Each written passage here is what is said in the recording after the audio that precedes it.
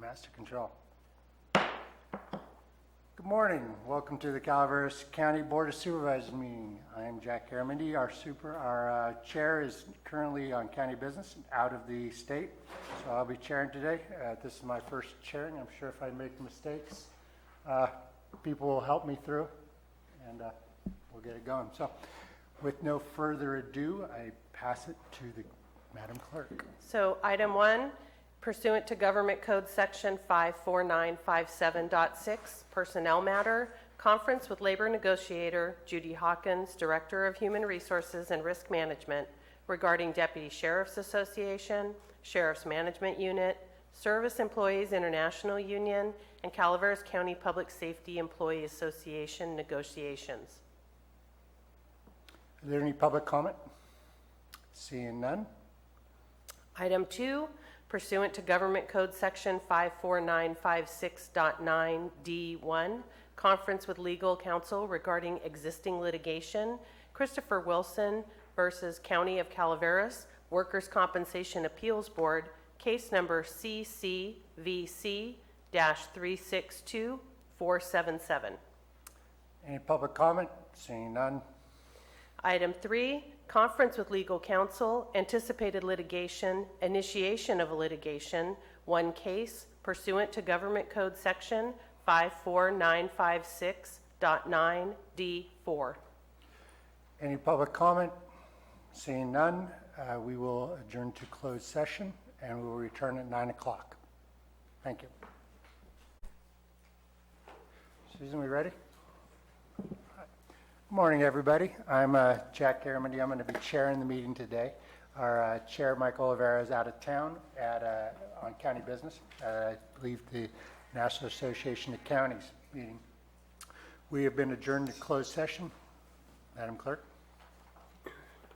Item 1, pursuant to Government Code Section 54957.6, Personnel Matter, Conference with Labor Negotiator Judy Hawkins, Director of Human Resources and Risk Management, regarding Deputy Sheriff's Association, Sheriff's Management Unit, Service Employees International Union, and Calaveras County Public Safety Employees Association negotiations. No reportable action was taken. Item 2, pursuant to Government Code Section 54956.9D1, Conference with Legal Counsel regarding existing litigation, Christopher Wilson versus County of Calaveras, Workers' Compensation Appeals Board, case number CCVC-362477. No reportable action was taken.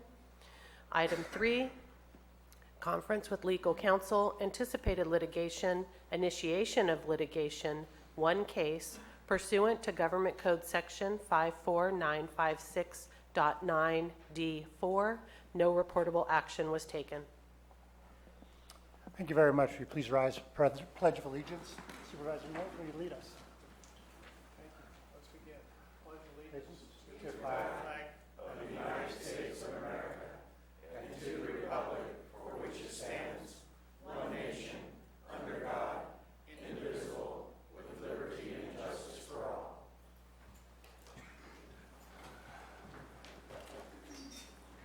Thank you.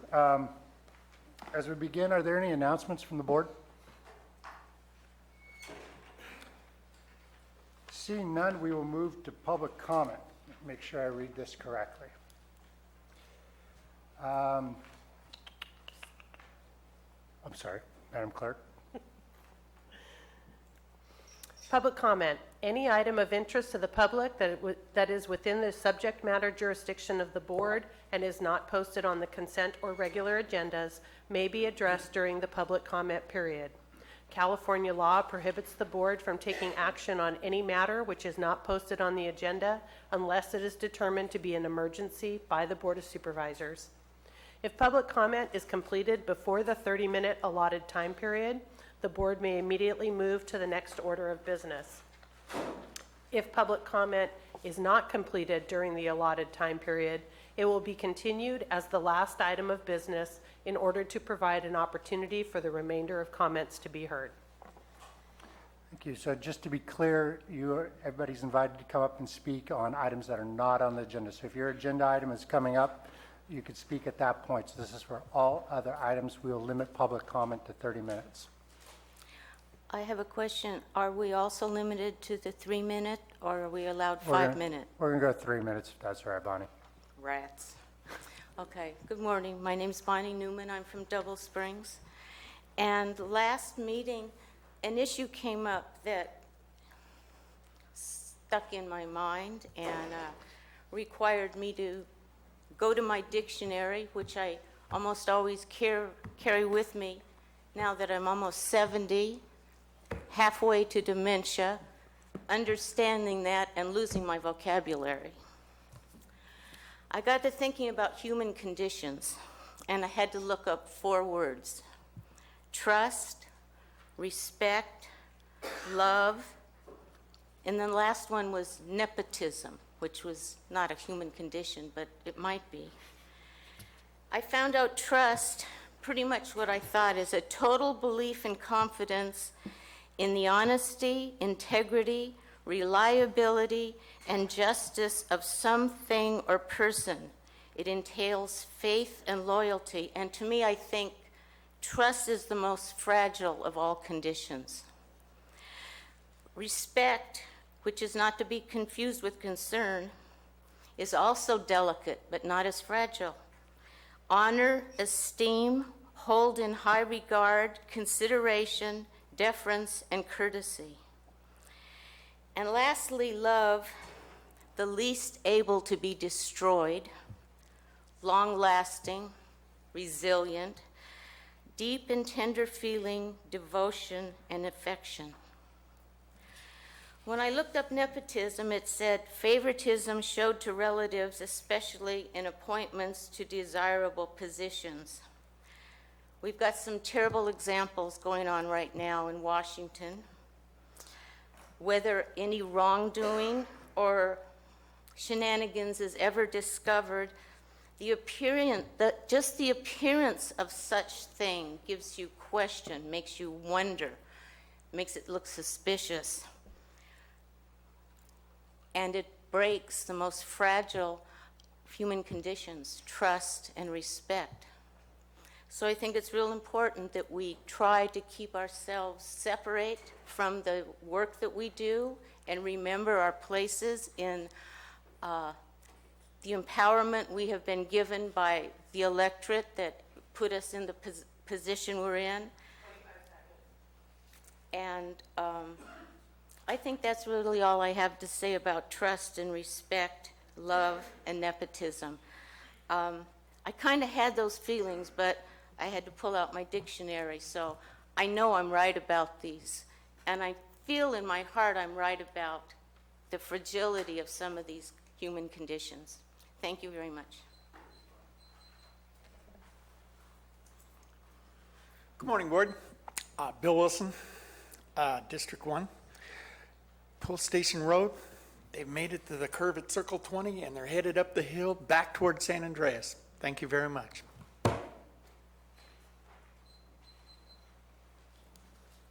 Is there anybody else? Seeing none, we'll move forward on the consent. We'll move forward to approve the consent agenda. If there are any items that the public or the board would like to pull off the consent agenda at this point, public, board. Well, I had a number of items that I had questions about, but staff has adequately addressed them, so I won't be dealing with them today. Very well. Then, is there a motion to approve the consent agenda as it currently stands? So moved, Mr. Chair. Second. All in favor? Aye. Aye. Opposed? Carries unanimous. I'm sorry, who made the second? I'm sorry. Thank you. Supervisor Tofinelli made the motion. Supervisor Mills seconded. Unanimous approval. Okay, we'll move on to the regular agenda. We will use the method that we've been using over the last... Slow down a minute. I'm sorry, am I moving too fast? Yeah, Sorry about that. okay. Thank you. My apologies. It's okay. We'll use the method that we've been using over the last couple of meetings where we'll have staff present, then we as board will ask questions, and then we'll open up to public comment, bring it back for deliberation, and a vote by the board. So, Madam Clerk, item number 22. Item 22 is from Human Resources to adopt a resolution authorizing additional changes to the position control list for fiscal year 2017-2018 recommended budget effective July 22nd, 2017. Judy Hawkins, Human Resources and Risk Management. And what I'm bringing before you today are the update to the changes. These are changes that were requested at the last budget or the last board meeting by the Sheriff's Department.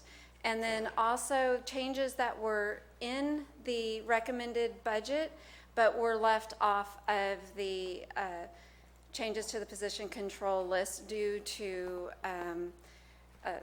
miscommunications.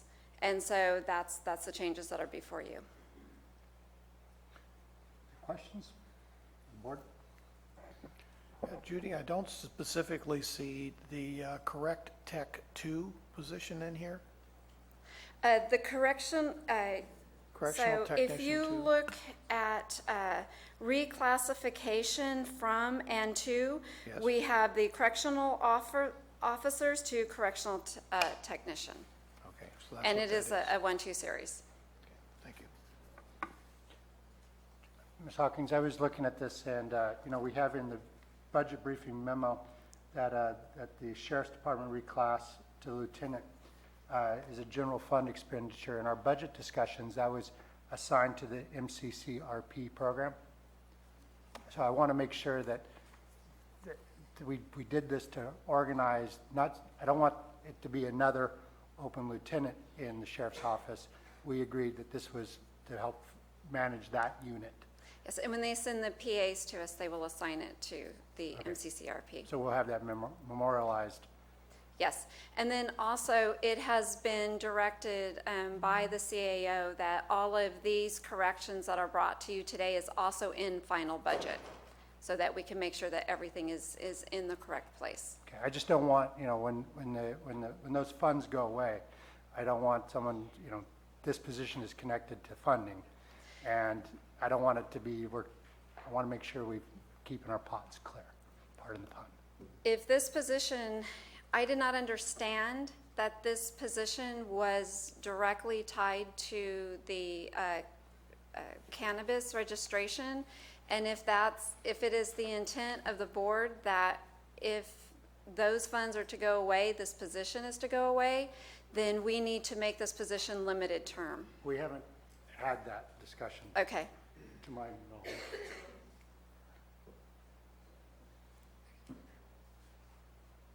I think that conversation can be in September when we go to I agree. final budget. Okay. All right, thank you. Public comment? Seeing no public comment, bring it back to the board. Any discussion or motion? I just see this as housekeeping. Is that Yes. correct? Yes. Thank you. Mr. Chair, I'll move this item. Moved by Supervisor Tofinelli, Second. second by Supervisor Mills. All in favor? Aye. Opposed? Passes unanimous. Thank you very much. Thank you. Item 23. Could we take just a 2-minute pause to allow IHSS to put up their laptop? Certainly. Kristen?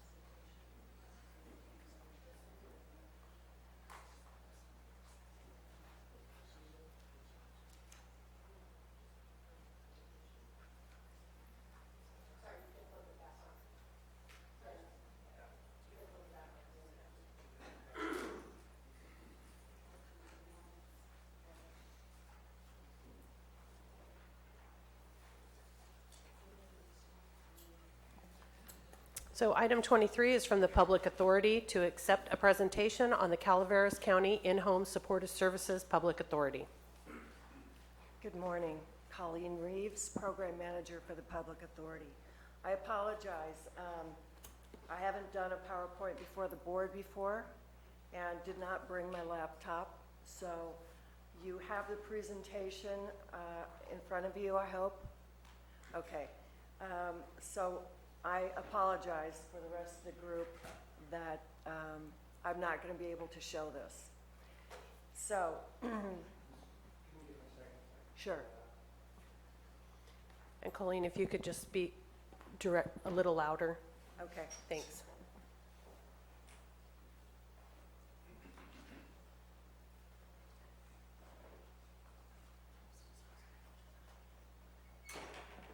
So just so anybody that is watching or here in the audience, the PowerPoint presentation slides are available as part of the agenda packet online at the Board of Supervisors website if you'd like to refer back to that at any point. They're not, they didn't.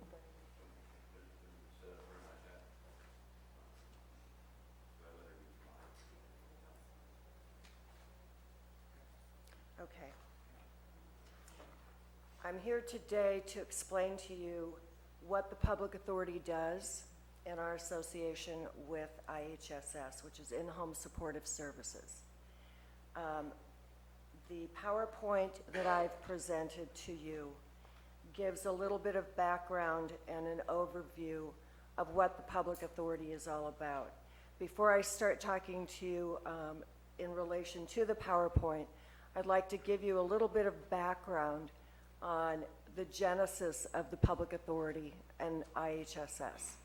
And it goes back to the independent living movement. It was started by a person named Ed Roberts in the 1960s. He was a significantly disabled student at UC Berkeley, and he was very much an activist. So he started the independent living movement, and it took hold. He eventually, in the 70s, was the first California State Director of Rehabilitation with Disabilities.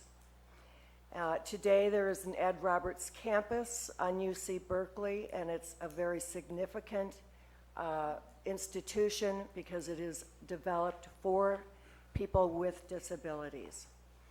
Out of the independent living movement came the disability rights movement, and it was protection and advocacy for individuals with disabilities. Out of that came IHSS, which was started in the 1970s, and that is a recognition that people prefer to live in their own homes rather than be institutionalized, and to be able to fully participate in society just as everyone else does. There, in the 1990s, a core group of individuals who knew and worked with Ed Roberts started the Public Authority process. One of them was Donna Kalame. She was an attorney out of San Francisco. Donna retired about 3 years ago, but she was one of the founding members of my state organization, CAPA, which is the California Association of Public Authorities. Another person was Charles Calavan. He was from Alameda County. Heidi Carton, who was from Santa Clara. Eldon Luce was from Contra Costa and later Placer County. Bernadette Lynch from Sacramento County. Karen Kiesler, who was our State Association Executive Director. And Deborah Doctor, who was an advocacy legislative advocate for disability rights. All of those individuals, with the exception of Deborah Doctor, ended up being Public Authority Executive Directors. And so they were my mentors. They were passionate advocates for disability rights. So I had quite an education. All of the individuals I mentioned, Donna, Heidi, Charles, Eldon, have all since retired, but only within the last few years. So in my 14 years of being with the public authority, I had experts to learn from. So if we go to the PowerPoint, what occurred in 1999 was the legislators recognized that the home care workers were going to be organizing for the very first time ever. And so with that, they needed an employer of record. The state did not want to be the employer of record.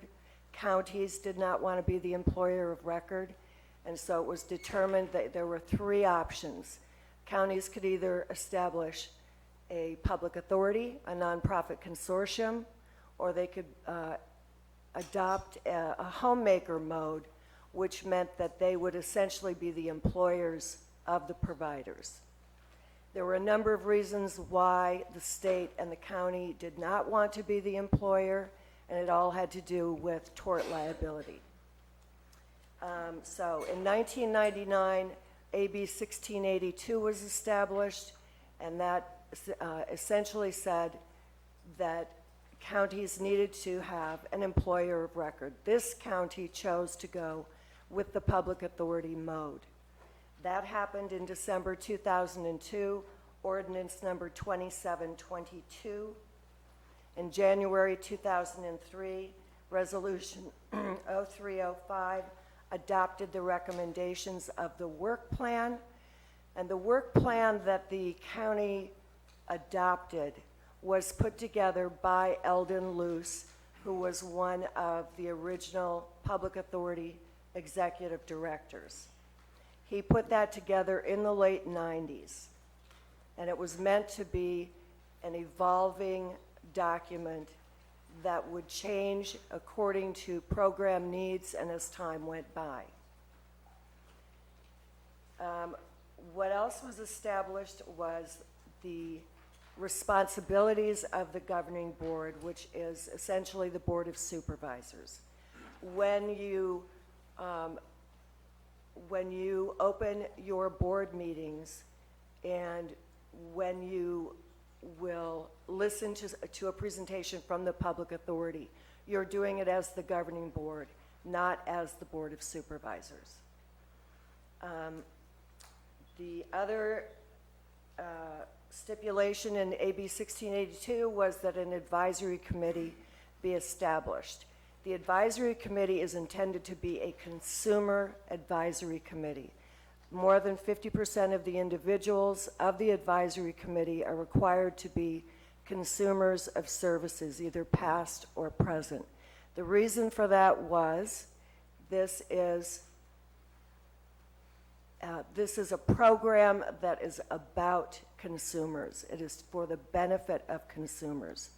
Providers, since they were organizing, were considered to be represented by their unions. So the advisory committee is a very important part as long as you've got consumer participation.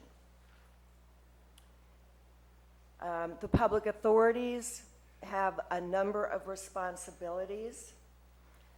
As I mentioned, we act as the employer of record. We develop and manage the provider registry and referral system. That means that the adult social workers come to the public authority when they have a consumer who is approved for in-home care and they need a provider. They come to us if that consumer does not have anyone, family or friend, who can take care of them. We investigate the qualifications of the providers by doing a DOJ check and an agency check, as well as doing personal referral checks. That was something else that was never done prior to the public authorities. We facilitate the mandated provider orientations. The state has very specific rules on what is required before anybody can become a provider. We also facilitate and manage the enrollment process, which is fairly rigorous, given that we've accepted, the state accepted the federal rules on overtime, and so There's an enrollment process that's required for everyone, but since the FLSA rules went into effect, there's a number of additional documents required. We administer the provider benefits. We provide supplemental trainings. We work with our county partners to coordinate all services for consumers and for providers. And we also work very closely with our state association, CAPA, with CWDA, and with CSAC. I've provided some information on this past year's activity in IHSS. As of June 2017, the number of hours that consumers received in this year is 470,942.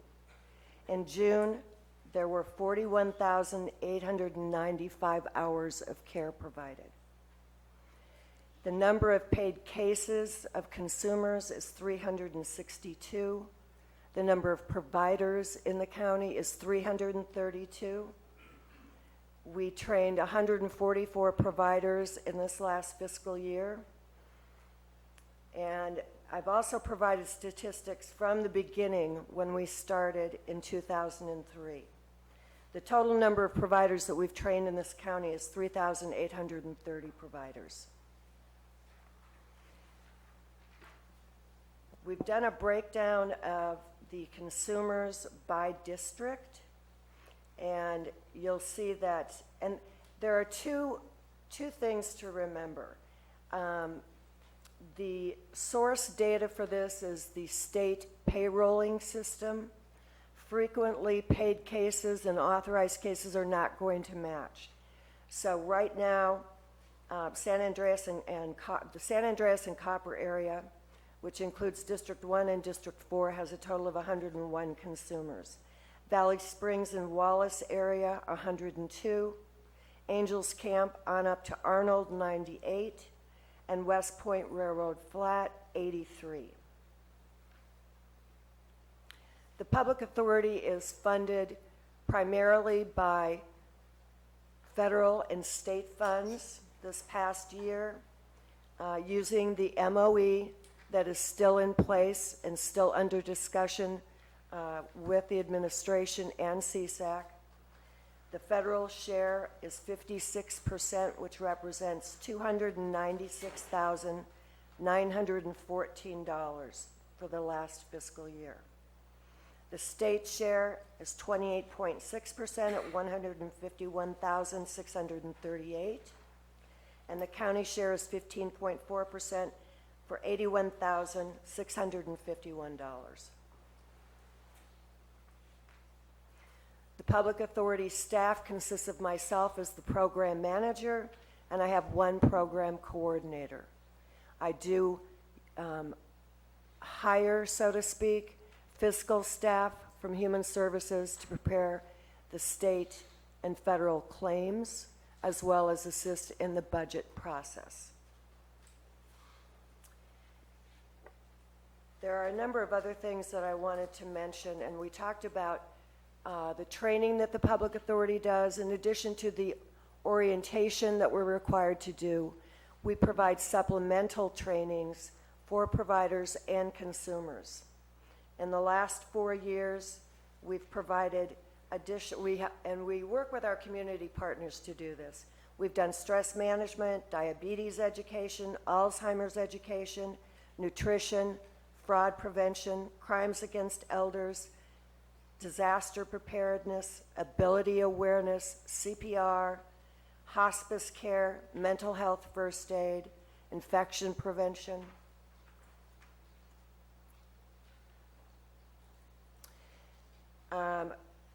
Our financial process is overseen by the auditor's office.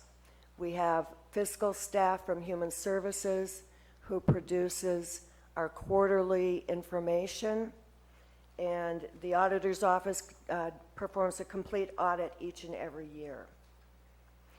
I wanted to also mention our close neighbors, for instance, Amador County and Tuolumne County. Amador County has a public authority. They are staffed by 2 individuals, the program manager and 1 staff person. They're approximately 1/2 our size. They have 175 cases, whereas we have 362. They have 156 providers. We have 332. They have 28 people on their registry. We have 62. They have never, in their 14-year history, offered any supplemental trainings. They do not do orientation classes. They have providers come in one-on-one, and they'll do a 30-minute one-on-one with them. They have not taken on any of the FLSA responsibilities that's been left with Health and Human Services in Amador. They are not tasked with keeping track of overtime or violations the way we are. They do not have any timesheet responsibilities or any payroll responsibilities. We assist with timesheets all the time. And they do not handle any consumer questions. We handle consumer questions all the time. Tuolumne County chose the homemaker mode. They were the only one in the state to do that. It's actually kind of a puzzle why they did, because they don't receive federal funding to do that. They have a caseload of about 250. They're not a member of the state association. I don't have a whole lot of information. I haven't really had a lot of interaction with Tuolumne. If you have questions for me, I'm happy to answer them. Questions from the board?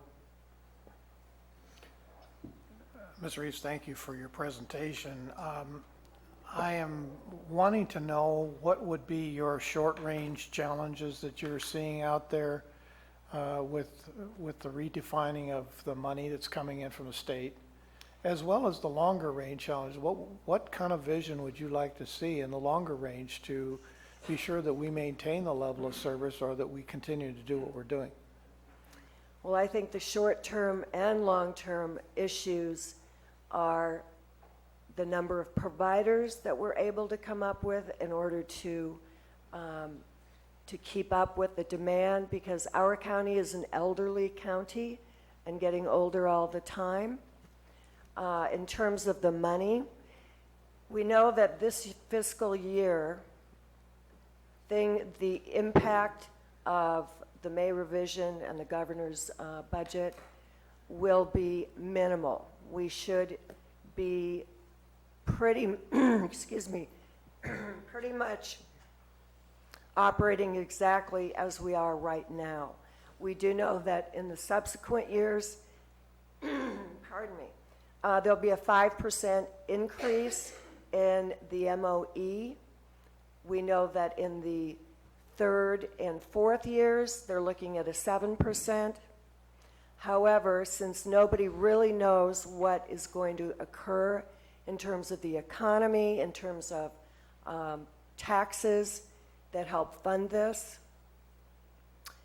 there is reopener language set for 2019 to reevaluate what the Department of Finance has come up with and what CSAC has come up with.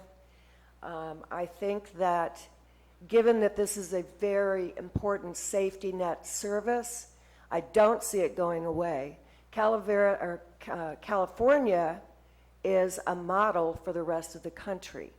I know that our executive director gets calls all the time from different states asking how IHSS and the public authorities operate.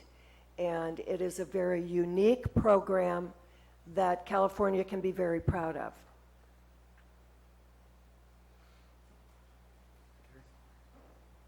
Clyde? I have a couple quick questions.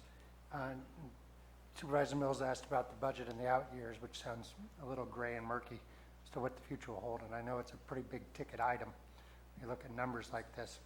You mentioned providers that we need, that it's a challenge to get more providers. Yes. How have we been working? We had a presentation 2 weeks ago from our school districts about career technical education. These are good, fair-paying jobs and how are we doing in reaching out to our community and bringing more people in this? We do have an aging population. This is a growth industry. Right, it is. And recruitment is very difficult. What we have done over the last year is we have our posters that have gone out to about 70 different locations, and we have tear tags on them with the information about the program, what we pay, et cetera. It is, and always has been, a challenge. It is something discussed all the time at the state level. It's a very difficult job to be a care provider. It's very stressful, and yes, right now in Calaveras, the wage is $10.50. It will be going up in January to 11 when the minimum wage increases.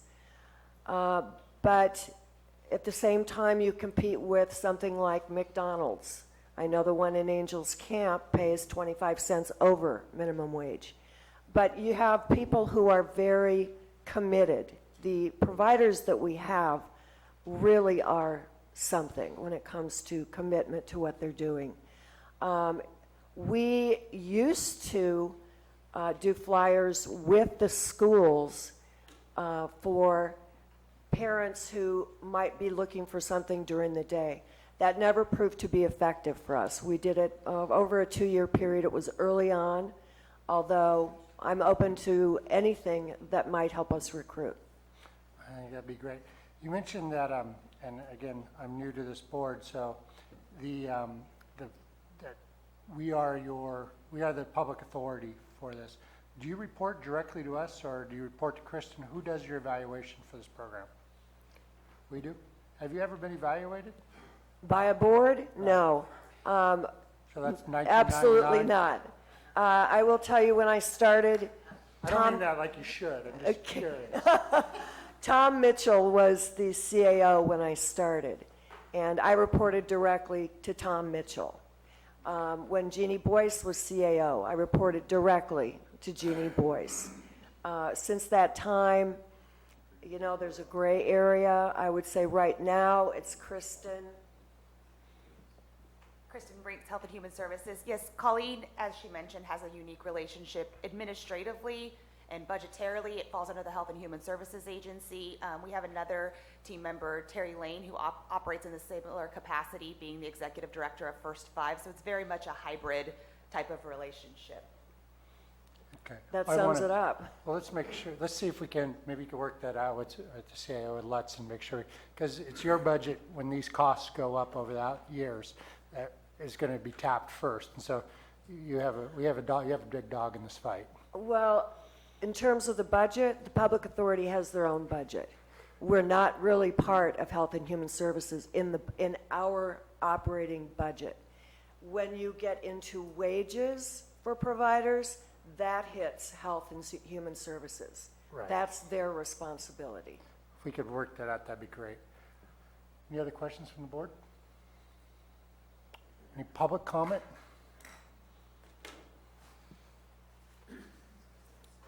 Bill Wilson. This is a great program. Independent living. Anybody who's ever had a broken leg and been confined to a wheelchair and not been able to get around will appreciate everything that these people do. One of my points on this matter might be we're looking at rejecting another 4 to 6 people today for cannabis cultivation. If those are half acres, that's 44,000 times 6. I'm sure all of you can do the math. Everybody needs money. This county needs money desperately. This board even spent some of those tax dollars. How many dollars do we have left over from those taxes we've collected just off of the first 6 months of this program? I know, according to the board, the UO, it's just a freaking disaster. And everything in this county has gone to crap because of it. Marijuana was never grown in this county before. It's only been since the UO. And the crime rate has just skyrocketed beyond belief. But regulation, taxation, has provided dollars for this board to balance its budget and its future budgets, giving operations like this a little bit of boost in their pocketbook. Amazing what we could do with it. Thank you.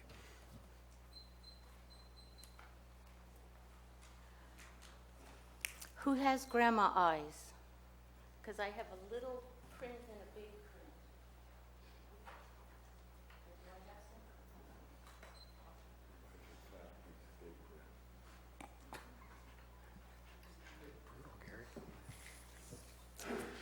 Okay, excuse me. Bonnie Newman, home care provider.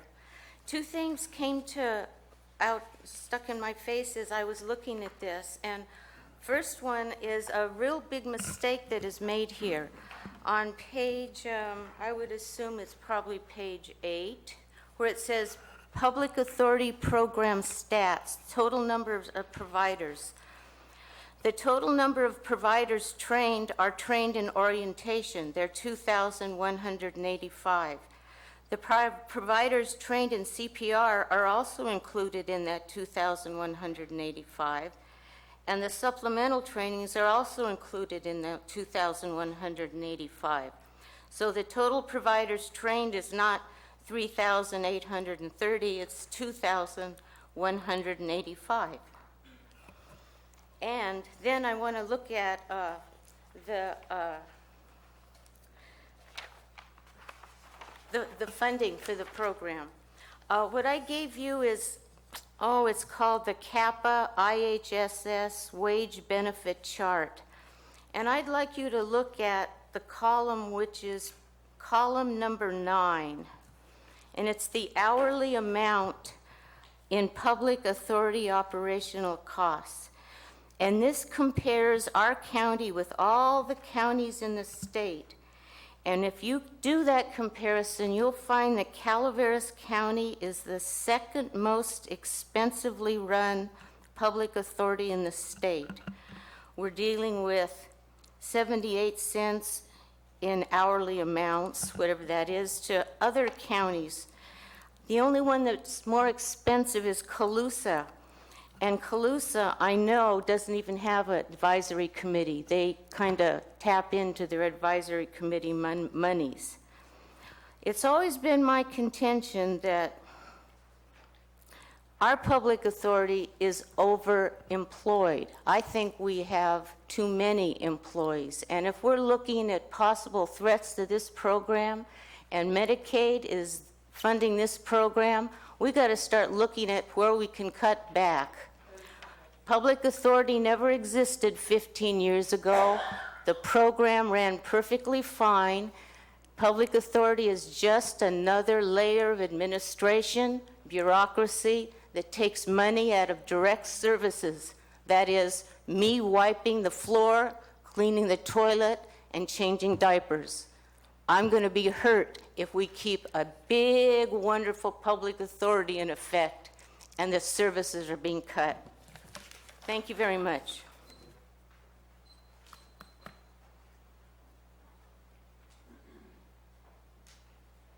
Bill McManus, Hanford Hill. I just wanted to address some comments that were made a few comments ago about the county having to rely on cannabis taxes, money, whatever, in order to get by. I can understand how the public has been misled. Even one of our supervisors, Mr. Garamendi, will repeatedly state that we're broke. We have to have the tax money. We have to have marijuana money to get by. As I went through the budget and had some assistance with someone who completely understands the budget, I came to the conclusion, and it was verified, that the county budget has been taken care of. There is no deficit. Everything is there, and not $1 of marijuana money has been spent. Now, I know that it's still in a state of flux and it has to move on into September, but when I hear people say that we have to take on a criminal industry in this county in order to afford county government, it kind of gets to me, and I wish they would be more honest about it. Thank you.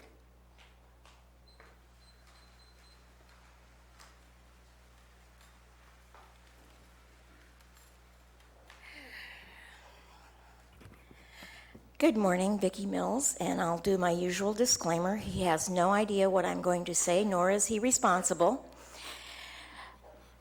I am a member of the IHSS Advisory Committee, and I have been working with Colleen for a little over a year on the finances and learning the system and how things are paid. The thing that strikes me, and Colleen mentioned it, is the fact that we are paying our providers $10.50 an hour. That is minimum wage.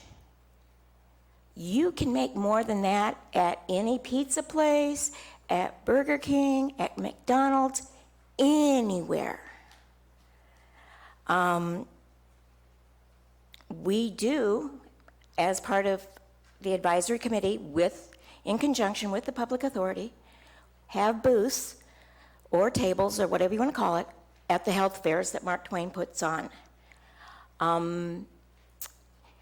At the one in Ironstone this last year,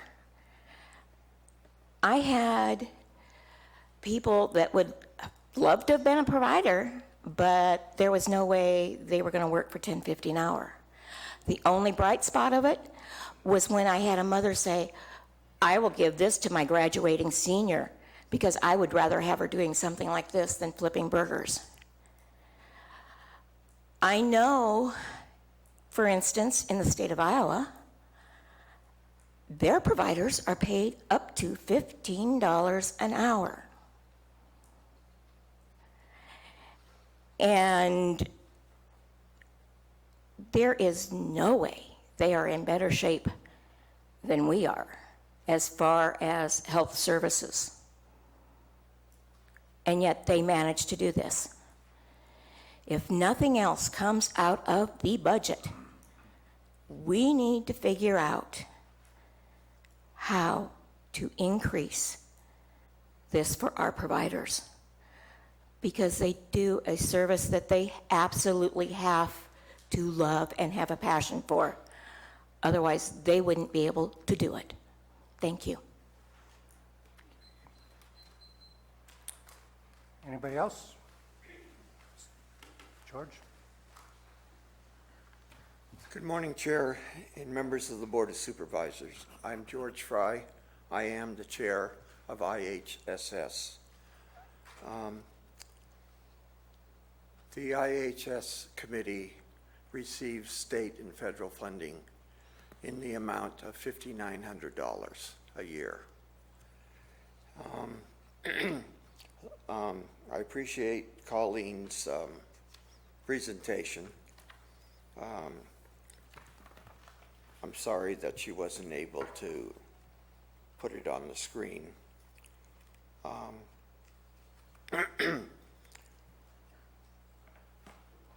The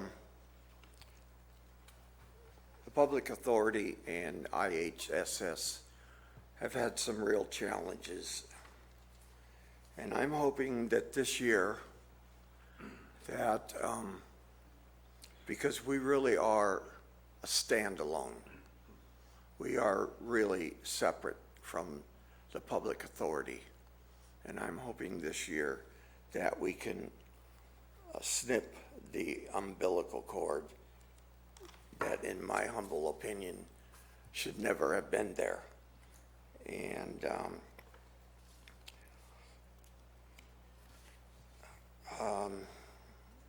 was looking through some of the things. Yeah, this $530,203, that's in the public authority's budget. One of the things that I'd like to see this year, and I'm asking you, the governing board, is that we do a time study or a work study of what the public authority does. I saw in the preliminary budget this year that they're asking for more help, and I'm not convinced that that's necessary. So I think that time study of what the department does would be most helpful. And it certainly would be most helpful to the board. Even though you don't fund it, well, you do 81,000, but we, as the IHS, do not get any funding from the board, nor do we ask for any. So I would request that you seek to do a time study of what they do in their capacity. Thank you very much.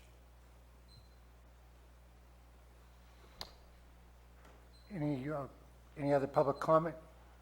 Seeing none, we'll bring it back to the board. Any further discussion, questions, deliberations? I'd like to thank you very much. I'd like to apologize for the public that we weren't able to provide the PowerPoint, but it was read pretty closely. I'd like to thank the members of the advisory board for their input as well. And we'll continue to talk about how we administer what the lines are so that we can, if we're the public authority and we're supposed to be reviewing, it's our job to make sure that we stay on top of this.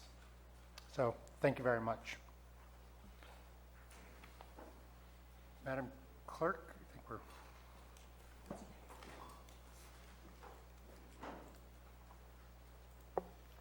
we're... Item 24 is from Public Works to adopt a resolution to decrease fiscal year 2017-18 Public Works Transit recommended operations budget revenue and expenses by $117,803, requiring a 4/5 vote. Thank you, Jeff Krovitz, Public Works. We've been in front of the board recently for changes to the transit system. April, where we changed some routes and frequency on those routes. June, where we discontinued or had the board vote to discontinue the intercity service that was not making fare box recovery and was very expensive, as well as to dedicate some funds to fully fund the Saturday Hopper for its annual service as a result of loss of grant funding from the state. This item in front of you today is to adopt a revised recommended budget for transit to reflect those recent changes in advance of final budget hearing so that that Public Works can continue with seeking reimbursement, which takes quite a while, for our 17-18 operations. We've given you breakdowns on the operating revenue changes and the operating costs. It is a net decrease, even though we have increased some funding towards the Saturday Hopper service. So I've got Kelly Zanheiser, Deputy Director, and Deborah Mullen, our Transit Manager, with me to answer any questions that the board may have on this item. Any questions? I think this just follows along with what we had previously discussed. It's a budgetary cleanup is all it is, and just putting it out there so that when we get to September, we don't have to make any other adjustments. I appreciate the upfront effort. Thank you. Any questions from the public comment? Seeing none, I'll bring it back to the board.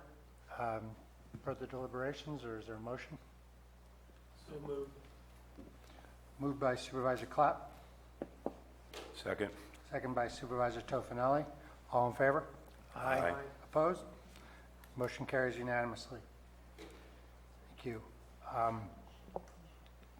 Madam Clerk, we usually take a break at 10:15. I imagine this next item, 10 to 10:15, I imagine this next item might take more than 5 minutes. So why don't we take our break now and come back at 10:10? Chair, I have a question. Yes, sir. Before we break, is it possible that we need to have 4/5 vote on this next item? It wasn't agendized as such. Is that important? Okay, all right. Correct. Just to be sure. Thank you. So if there's no objection by the board, we will we'll stand adjourned on break until 10:10. Thank you. Very well. We're coming back together. Madam Clerk, item 25.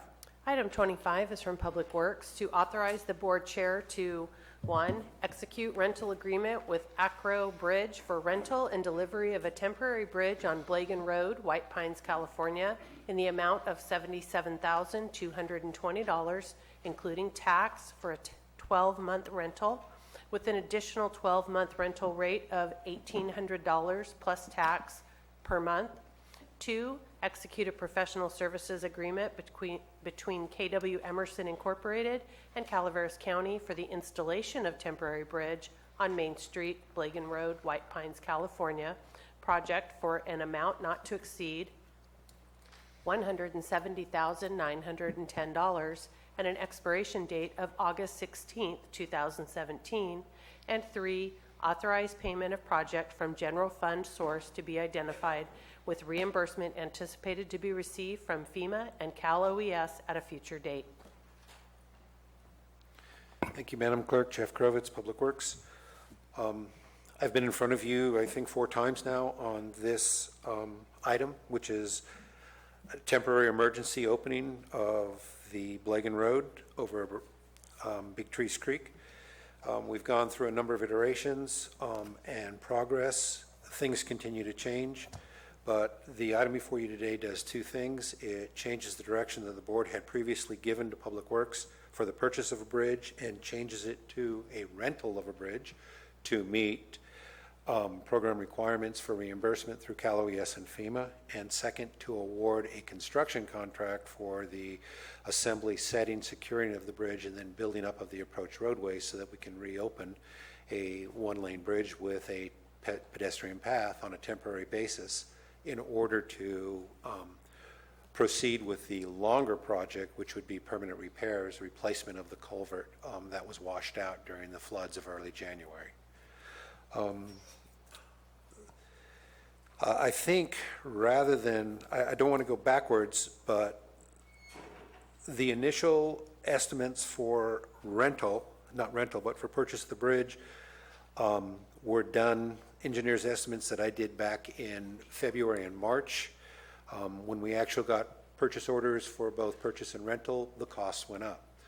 I also estimated the cost to install the bridge using some local contractors, talking about the costs that were anticipated. They were in the $80,000 to $90,000 range back in March when I provided the estimate for the request for a temporary bridge at Blagan to FEMA and Cal OES. That have since gone up when we actually did the bid in the summertime when contractors are flush with work. In addition to the adding of debris removal, removing the old culvert from within the creek, the old head wall that's been collapsed, the backfill on the culvert, so that we can have a more free-flowing situation as we go through the next winter or 2 while we're proceeding with engineering and environmental clearance for the permanent project. Changes since I've been in front of you at the end of May include the fact that we now have a project worksheet from FEMA for the temporary bridge, using the estimates that were provided to them last March, and of course the response to the construction proposals that we received on July the 6th.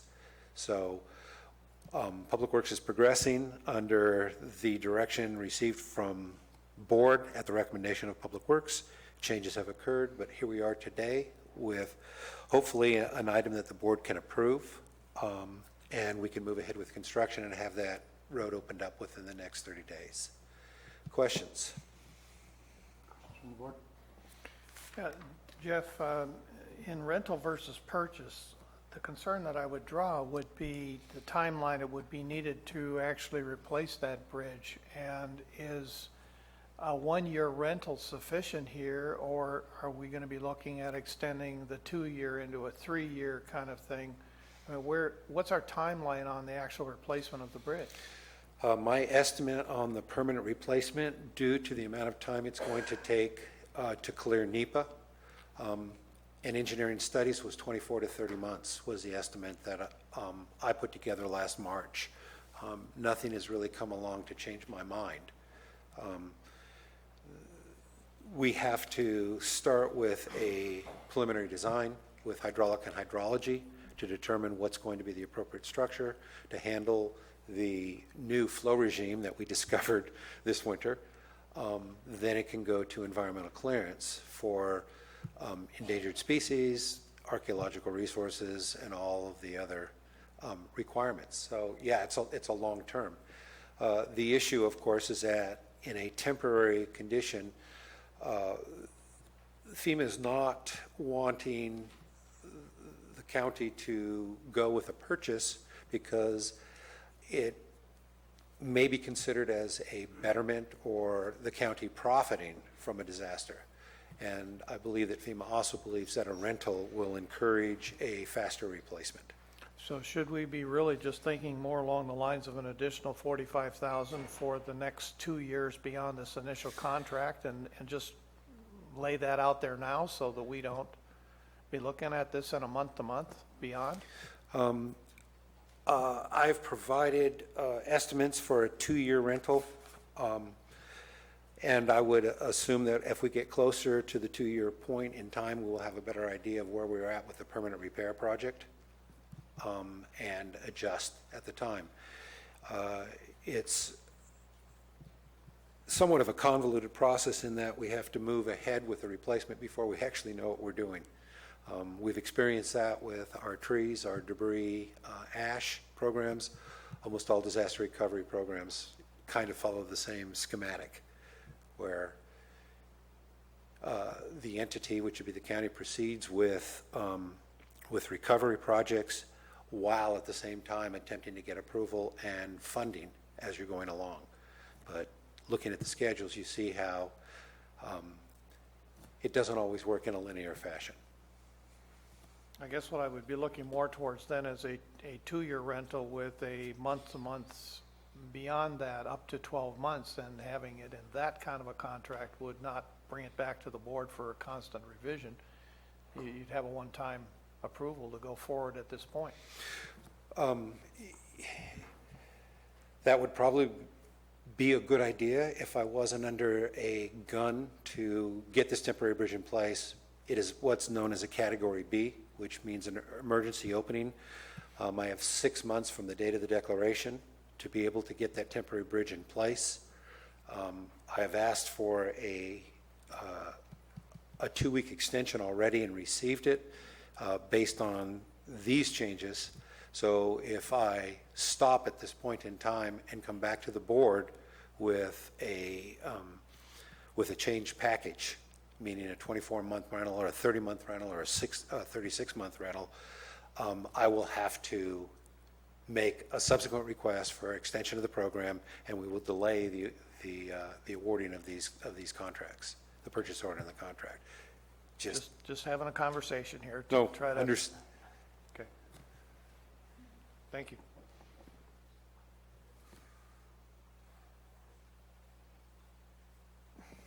Yeah, Jeff, I just have one question. I'm looking at the agreements, the rental agreements, and at the bottom of it, it talks about at the end of 2 years, you can purchase the bridge for $100. That's correct. So it leads into 2 questions to me. Does this mean that if we need it for 30 months instead of 24, that we can only purchase it and save the amount of money, or will they still continue to rent at $1,800 a month? And if we do purchase it for $100, does that throw FEMA out the window in reimbursement costs? So I'm going to answer the second one first. If we purchase after 24 months the bridge for a sum of $100, does it throw our FEMA reimbursement out the window? Potentially, yes. I haven't had a chance to have that conversation with my FEMA representative yet, but I shall. And then the first part of your question was, does the rental continue at $1,800 a month after the 24 months? Again, I don't know the answer to that. I have not circled back with ACRO yet. Can you find the answer to those questions? Absolutely. I will answer those questions and get back to the board. Mine would be to Megan. If I'm not mistaken, we have a resolution on the books now to purchase the bridge. Is that correct?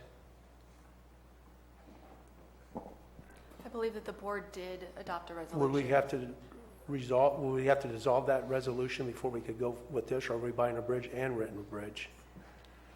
The resolution would need to ultimately be rescinded, so if this board directs staff and approves this request today, the previous resolution would need to be brought forward to this board for rescission.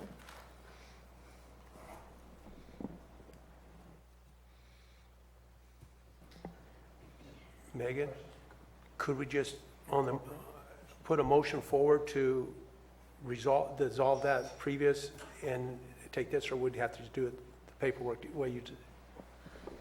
I would recommend if the board does approve this, that staff would bring that resolution forward for rescission at a later board date. Thank you. And that would likely be just on a consent agenda.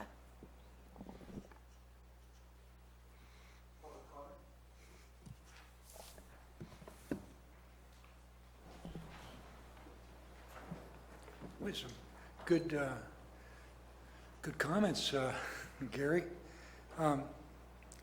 It seems, from a taxpayer's point of view, we would need to look at what the cost would be to go through the process of engineering a new bridge and building that versus not getting reimbursement for the temporary bridge. It appears that the temporary bridge is pre-engineered and it has a long potential lifespan, maybe 100 years. So that clause that allows the bridge to be purchased for $100 seems to be a blessing for the taxpayer's point of view. As far as the regulations from the federal government, we may have some light at the end of the tunnel due to the present administration's efforts in reducing the amount of regulations and is an incentive to improve the economy. So it looks good. In 2 years, we can own that bridge and not have to go through the process of building another one. That makes sense. Thank you.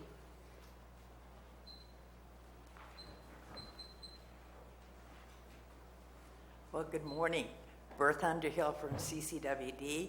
And as opposed to Jeff, he's been here 4 times. I'm here 3 times and 3 times a charm. And I'm loving this agenda item. And I just had a couple of questions on this. And that's the fact that you're going to be executing an agreement with Emerson.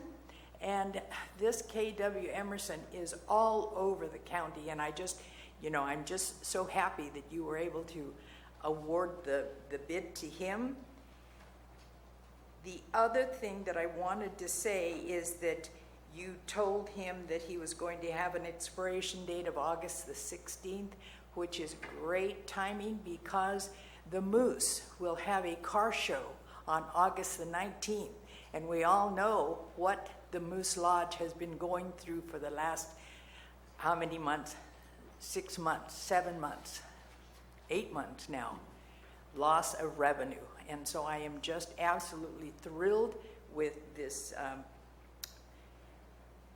item. And then I do want to say on behalf of CCWD, we will be offering you all the moral support and collaboration that you need. So we're there, and thank you so much.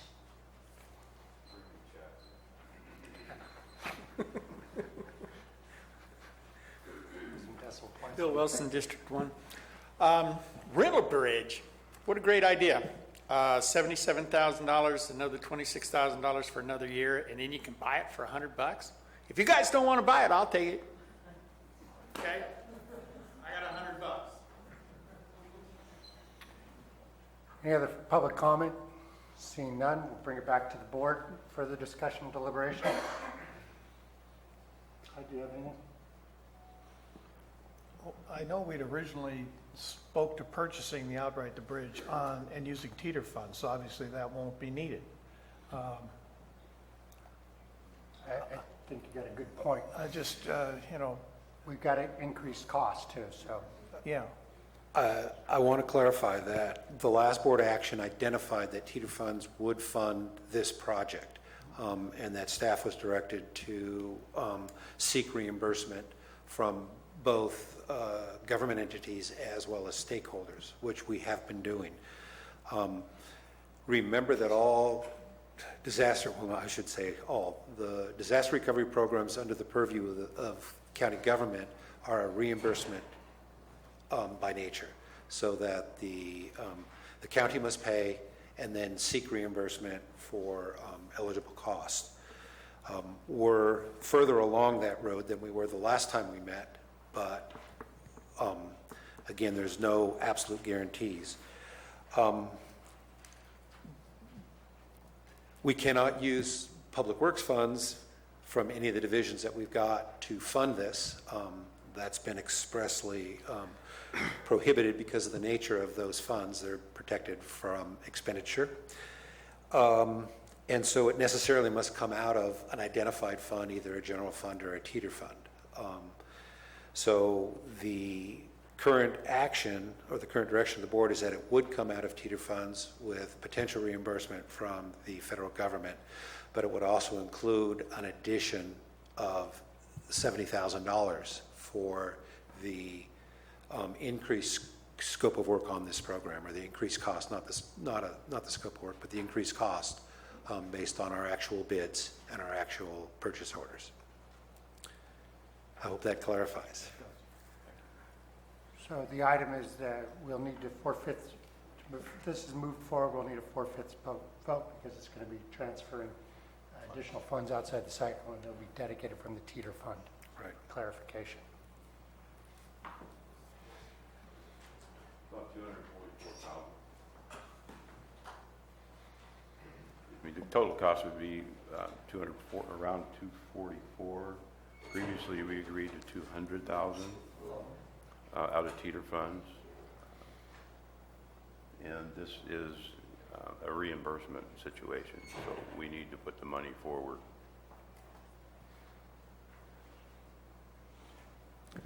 Is there a motion? So moved, Chair. Moved by Supervisor Mills. Is there a second? Second. Second by Supervisor Tofinali. All in favor? Aye. Aye. Opposed? Carries unanimous. Thank you very much. I'll move ahead with this. Thank you. Item number 26. Item 26 is from the Building Department to approve the contract with Matthew L. Brown for eradication of illegal and unregistered cannabis cultivation sites in the amount not to exceed $250,000 for a term of 1 year from date of approval. Good morning, Vice Chair Garamendi and Board. I want to start off with some statistics on this program to kind of segue into the contract approval or request.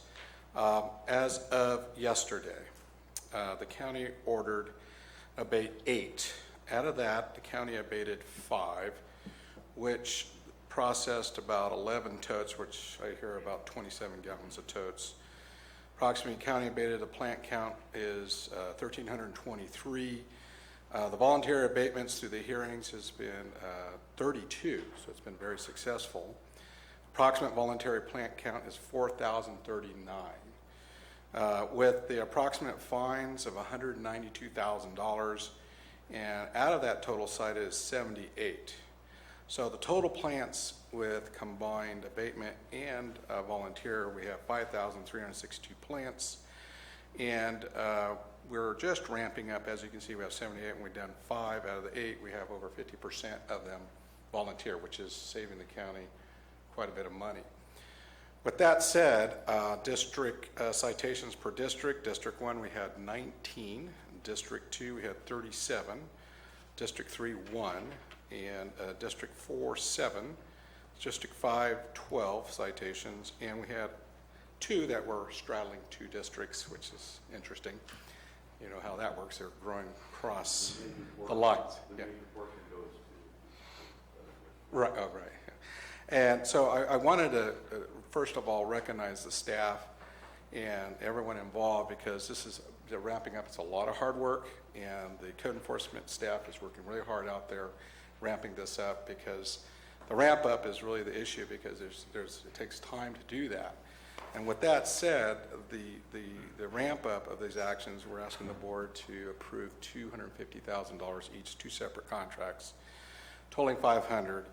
We don't foresee using all this money, especially we don't have an unknown how many are volunteer or not volunteer, but as you can see, we're getting fines and some resist, and we do have to abate, which is a costly endeavor. I went out on Friday, the first abatement. It's like $535.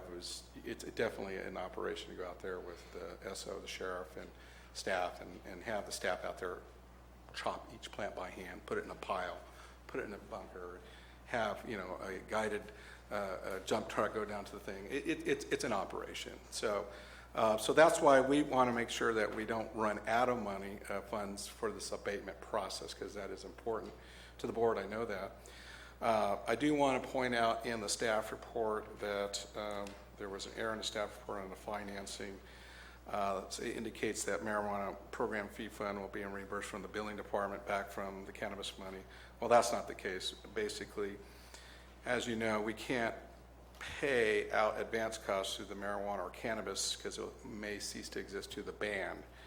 So we do want the cost recovery comes in installments, and we want to make sure that we get the money back. And so there's a better way to pay this. So we're proposing through the billing department nuisance abatement, which we're asking for an intertransfer budget of $200,000 nuisance abatement from to go back into there to make the civil abatement program $500,000 to the budget. So I want to kind of leave it at that. If there's any questions on the contract, the contracts work right now a sole source approach. It's a very specialty thing. We're not going out. We're going to go out on RFP later to look at more contractors out there.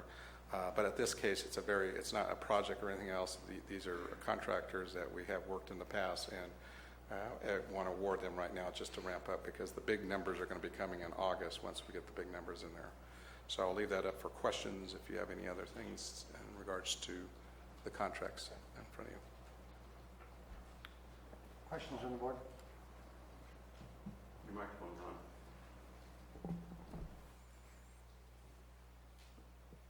Seeing none, is there any public comment?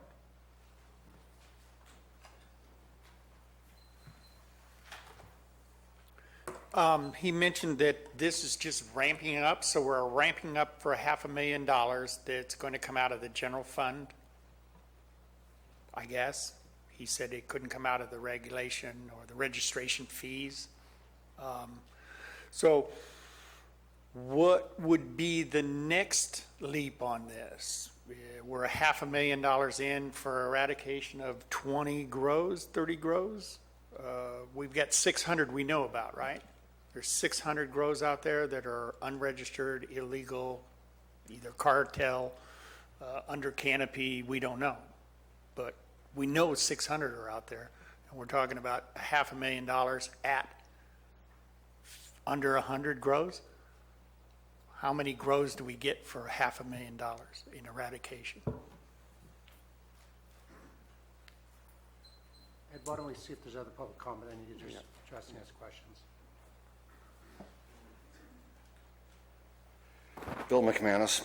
I think before people start assuming that the county is going to be $500,000 in the hole for some abatements, maybe they understand the process and avail themselves of going to the cannabis hearings, where you will see that whether they vacate or self-abate, or if they're ordered to abate, the amounts to do that incurred by the county are assigned to somebody that's in that room, whether it be the property owner if he's leasing it out, or to the grower. They work all that out in cannabis court. And so you might want to go there and see how it's working. So even though there might be a delay in getting the money, this is not a straight dump of money out of the general fund. This is money that's going to come back to the county via asset forfeiture. Along with that, it would be nice if, getting the statistics today was kind of nice, if there was a central place where we could get this information. The committee that I work with, we have literally thousands of people who rely on us for information, and we like to get that information out to them. So if there's been an authorized abatement in their neighborhood, it would be nice to let them know that it happened on purpose, that the county had something to do with it. Along with that, those thousands of people out there become even more pairs of eyes that can keep an eye on those lots and parcels. Having heard the story that right after one of them was abated, it was instantly replanted, and then they had to go out and abate it again. So you do have some people that can keep an eye on this property because it's in their neighborhood. And if they see activity on those parcels, and we know that with the above ground method of growing the marijuana in the pots, they tend to creep around the county. Very quickly, they can be loaded in the back of a truck with a forklift, transported somewhere else. We've seen grows in Burson show up in Douglas Flat. Similar changes have been noted. And so the last question I would have, I don't know if it'll get answered here today, this is not really the item for it. Is there a definition between self-abatement and harvest so that we know that the plants are gone, but do we know where they went and how they got there? And are they underground or in fancy glass jars? So, thank you. Ben, you had a public comment? I'll time you guys for more than 3 minutes. Mr. McManus is partially right that the full intention of this, when I read through the agenda packet, is to spend the money initially to get this done and then go back and look for return through code compliance, fines, liens applied to assessed tax values. But I need to remind the board that in the past I have brought up SB 443 that was passed in September of 2016 by the state, making it harder for you to do asset forfeiture on property without actually having a criminal indictment. And so from what I understand, the process you're following to apply the code compliance fines to assess tax values so that you can move forward on asset forfeiture within, let's say, 5 years of non-payment, you will have to send it to a court. And there will have to be a hearing to apply that, continuing further costs. Now, we all know this is needed. We all want the illegal grows done. And I'm glad that you're moving forward on applying a value on actually moving forward on these. $500,000.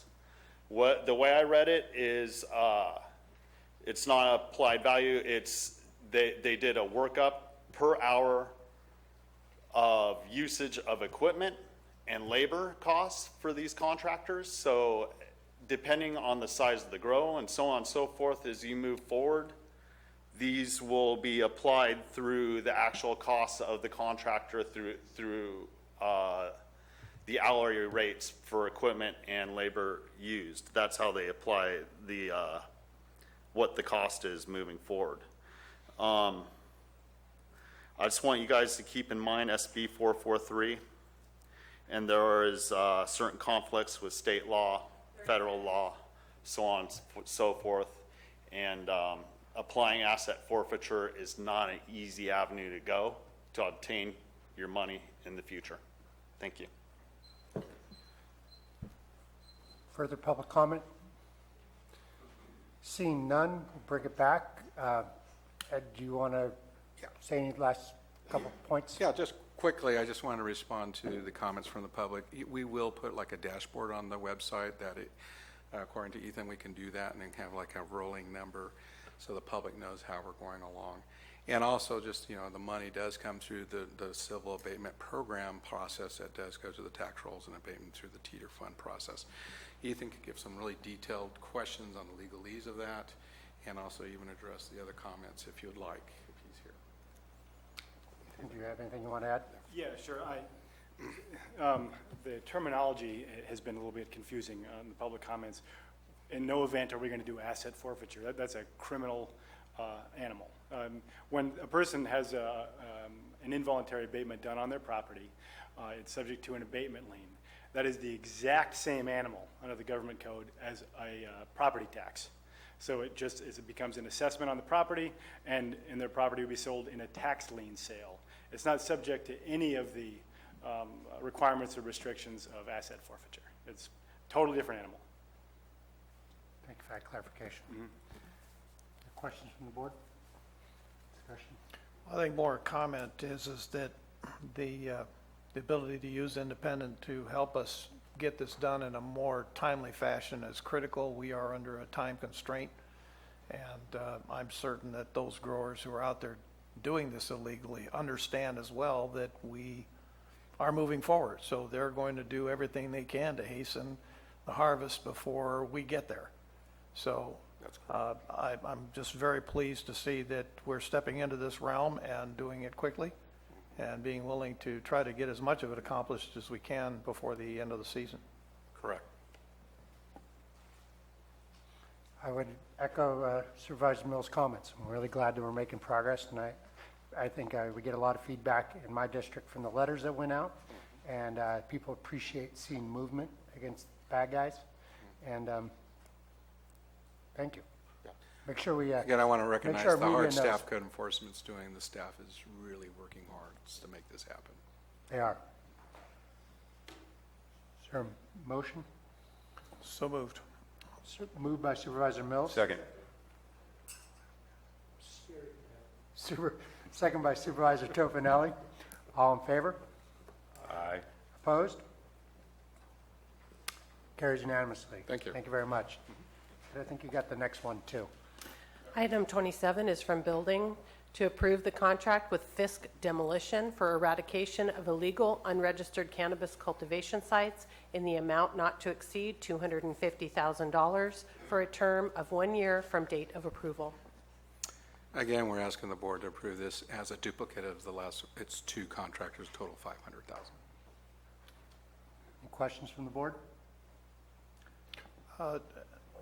And to this point, then, you're going to be doing some kind of monitoring of how this is working for us and be able to provide the board some feedback with the success and challenges.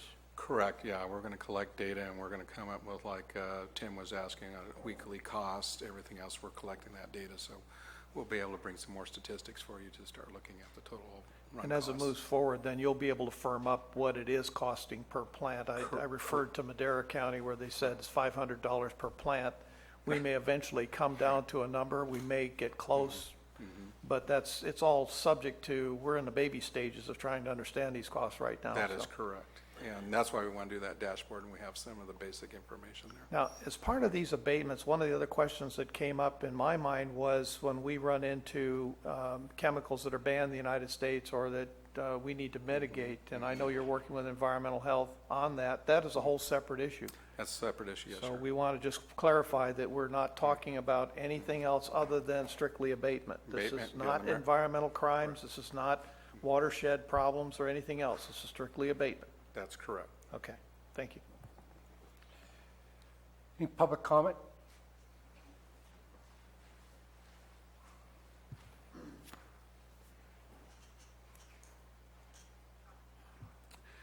Just to clarify, so a special assessment lien can be imposed to recover costs of abatement, including administrative costs. These special assessment liens are superior in priority to a mortgage or deed, regardless of date recordation. To use a lien to collect fines, however, a court judgment is required, and they would not be superior to prior recorded liens? Let's finish public comment, and then we'll bring it up. Is there other public comment?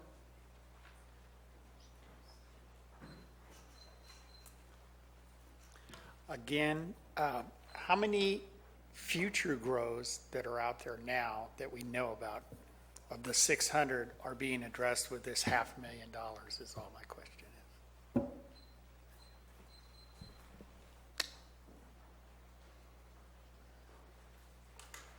Bill McManus. It's a timely discussion right now as far as trying to establish what the abatements actually cost. We've had some initial discussions with environmental health, and right now there is no protocol in place to do things like take soil and water samples, but it's something they'd like to do. We suggested that they use the Planning Commission and Board of Supervisors denials, if you will, of appeals for marijuana grows as maybe the pipeline to start putting some of this into environmental health so they can go out and check it. They can develop their protocols. They can come up with what the appropriate costs are. And then that can be added into the cost at that time rather than going back and getting another bite of the apple later on. So if anything that's being abated or denied could have a visit from environmental health, I think it would be cost effective. Plus, I think it would provide a certain amount of safety for county and county workers and county contracted workers who go out to sites and they don't know what's there. When you find out about it afterwards, then the county might be liable for damages if people get sick. There could be unintended exposures, and even unemployment or workman's comp could be affected downstream if someone were to get sick 5 or 6 years from now or longer and come to find out it was from a chemical they came in contact with at an abated marijuana site. So there's lots of positives to do it now, and just get them going, and not make it a requirement, but let them develop their protocol and see how it works out and come up with some numbers that they can give you. And then we can start charging that in the beginning, don't have to go back for it later, and we can protect some people in the process. Thank you.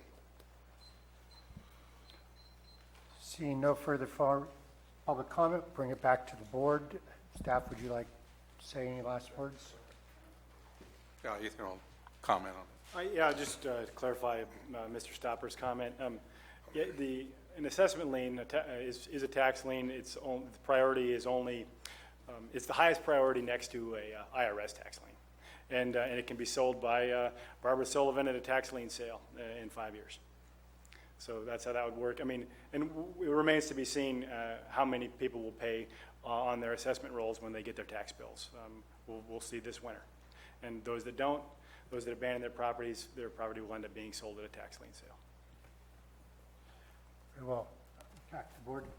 Well, I'm sure over time, too, we'll be able to develop the statistics on just how much you'll be able to recover on those liens within the first 12 months, those that will go out 5 years, et cetera. So like I said, as this goes forward, you'll be able to see better what those projections are. We know what our recovery rates are right now on some of these issues, but again, it just remains, we've got to gather the data and push it over time and see what it's going to come out to be. Any other questions, or do we have a motion? I'm sorry. Did you still have a question? Well, I think there was another question asked both on this item and the previous item that was not answered. If you could address somewhat, maybe the idea of how many abatements for this amount of money, I think the question was asked. It depends on how fast code enforcement is able to issue citations, and the cost really depends on the extent to which we have voluntary abatement. At this time, we have over 50% voluntary abatement, and this is not where these are verified abatements, where we see dead plants cut down. And in one instance, a person did remove their pots off of the property, and in another instance, a person abated it voluntarily and then replanted, and we abated their plants again. So these voluntary abatements they're actually cutting down plants. And so when we don't know what the cost will be or how many we're going to be done, as Ed indicated in the beginning, it's not likely that we're going to go through this whole 500,000, but we don't want to get to a position where we have abatement orders and don't have the workers to carry them out. Well, thank you for addressing the question. Yeah. We have a motion. Second. Second by Supervisor Tofinelli. All in favor? Aye. Opposed? Motion carries unanimously. Thank you. Clerk, number 28, I think. Planning Item is set up. 28 is from the Planning Department to adopt an ordinance amending the zoning of real property in Calaveras County from rural residential, RR-5, to residential agricultural, RA, for Jed Richardson.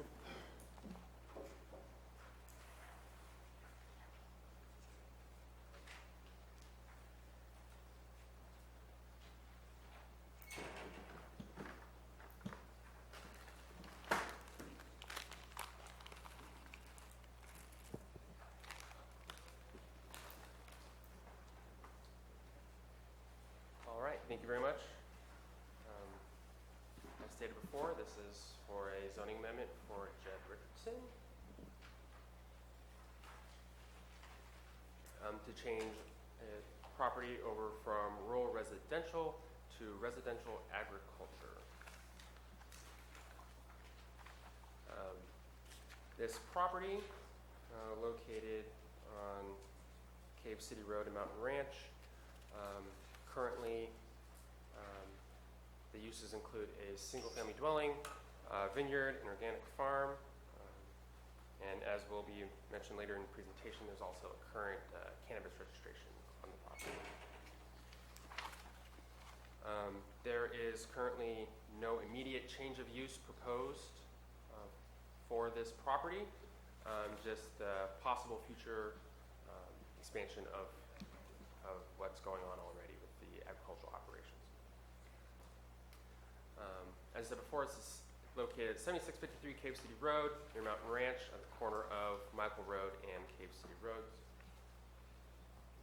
Here's an aerial of the property. And you can see the vineyards, the greenhouses, and the home there near the southwest corner. Previously was 2 parcels. They have been merged to create a single 12.85 acre parcel. There has not been a new APN assigned yet, which is why it's showing up as 2 APNs and not everything that we have. The site is developed including single-family dwelling, vineyard, greenhouses used for organic farming,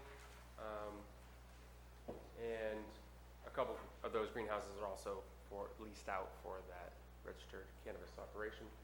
And there's a detached garage with a couple other accessory structures. Can you restate that, what you said?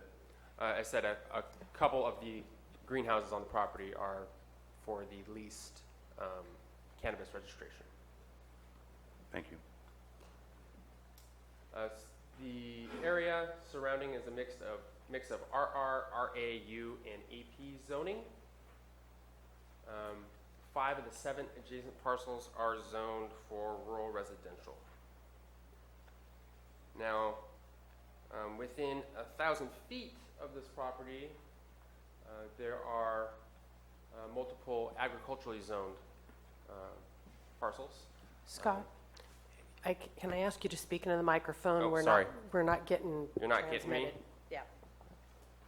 Is that better? Maybe? A little louder? Yes. Okay. As I said, there are several agriculturally zoned parcels within approximately 1,000 feet of this property.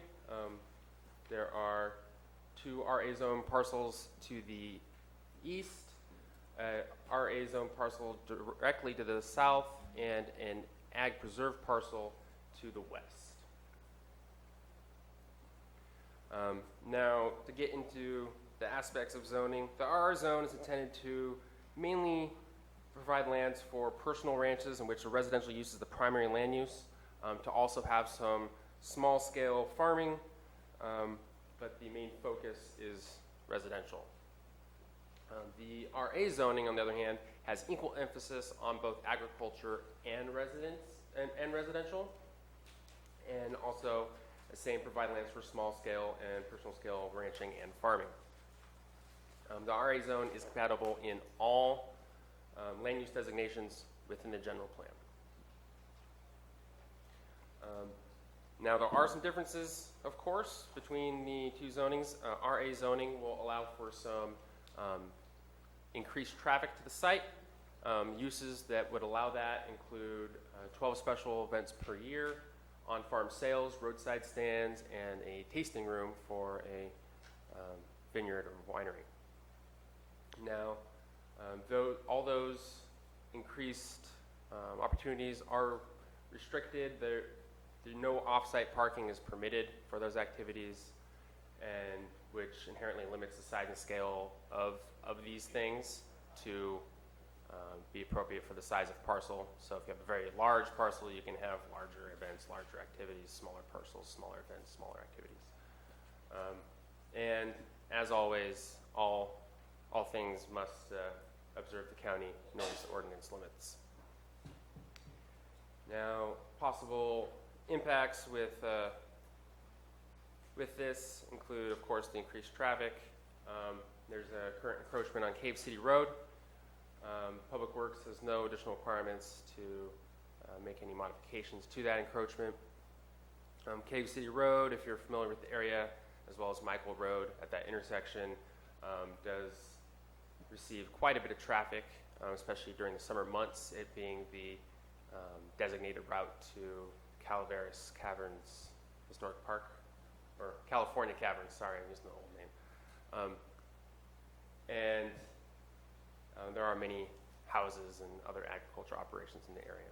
So turning this over to residential agriculture, we don't believe it will have any significant effect on traffic volume in the area. Here is a street view of the entrance to the property. As you can see, the California Caverns sign is there right in front, telling people this is the way you should go. And as you can tell, there's the driveway doesn't have the largest parking area in the world there, so that would inherently limit any parking on site, especially for roadside sales. There's not much room at the roadside. We did a CEQA initial study. During the time, we received one comment letter. They had concerns regarding increased traffic and general impact to the area. Those impacts were addressed in the study, and no additional impacts were mentioned. Since that time, some other comment letters have been received. You've had access to those. Some of the concerns raised are the cannabis registration on site. We believe that the cannabis registration isn't germane to this application because it's under the urgency ordinance. Cannabis registration is allowed in RR. It's also allowed in RA. That doesn't affect its current registration.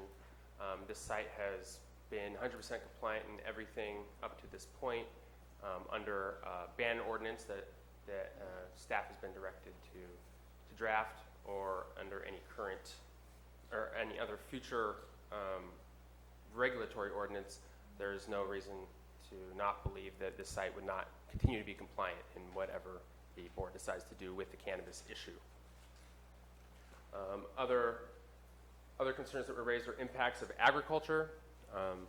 A site has had a working vineyard since 2003, so general impacts of agriculture should be well established by this point. There was a concern that was raised with water and wells. In that area of the county, it's fractured rock aquifers and the Cave City water system, and it's hard to tell who affects whose water, if at all. There's no good way to see how that happens. Mr. Richardson is going to talk about his well a little bit later when he comes up for his comment. But that was the main concerns raised in those comment letters.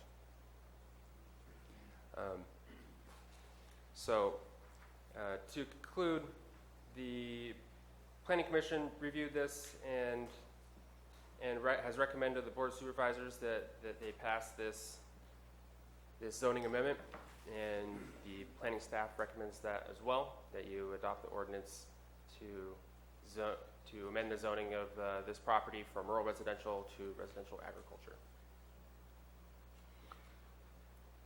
Thank you very much. Discussion by the board? Oh, we're hearing, I'm sorry.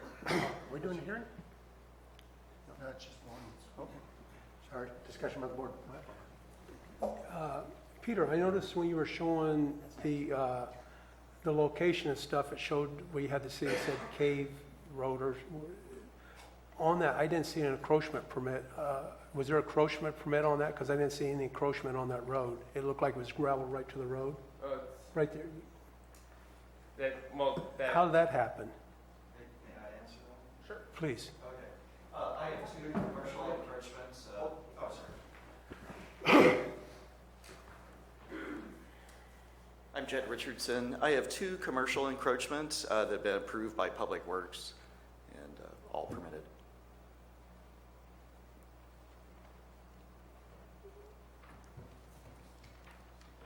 So you just ran gravel to the road and that they signed that off? No, that's concrete. It's not Oh, it's a gravel. concrete Yeah, apron? yeah. Okay, thank you. Okay, sure. Dennis? Thank you.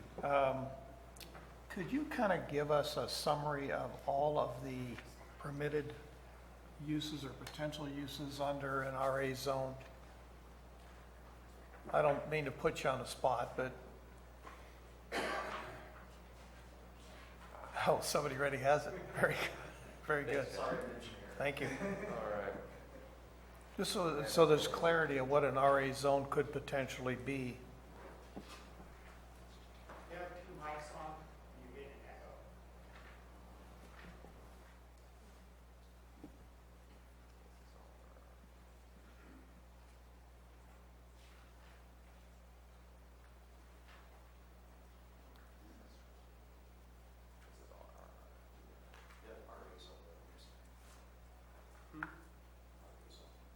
On the other, oh, you gave me two things of paper here. Okay, thank you. Sorry about that.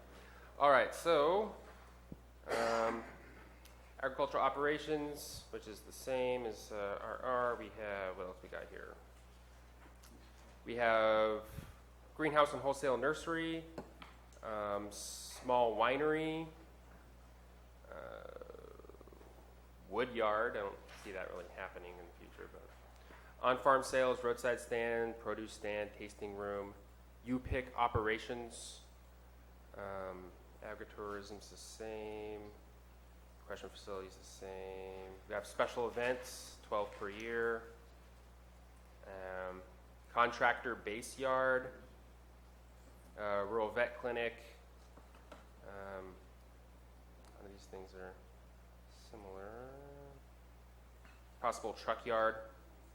Possible child daycare with 12 or fewer children. That sums most of it up. Okay. Landscaping services is on there.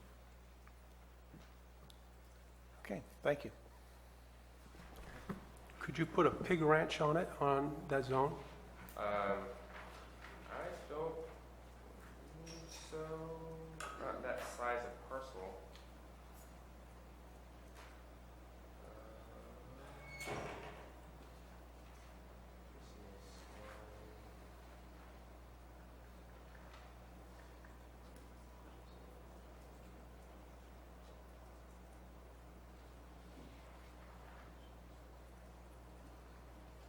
Say standard farming practices anywhere.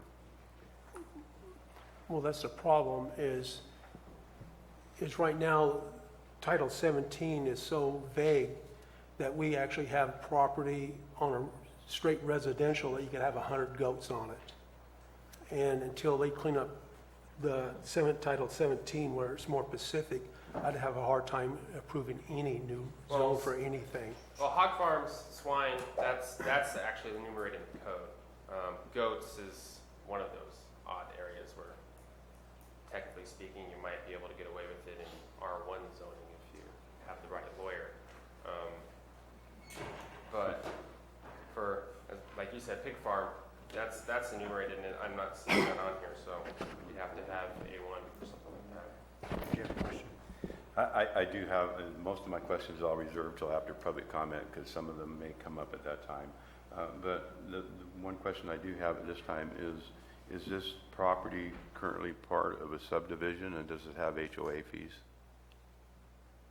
I don't believe it has any HOA. No, it was originally subdivided from a larger property, but there is no homeowners association or fees or anything of the sort, so. Okay, yeah, thank you.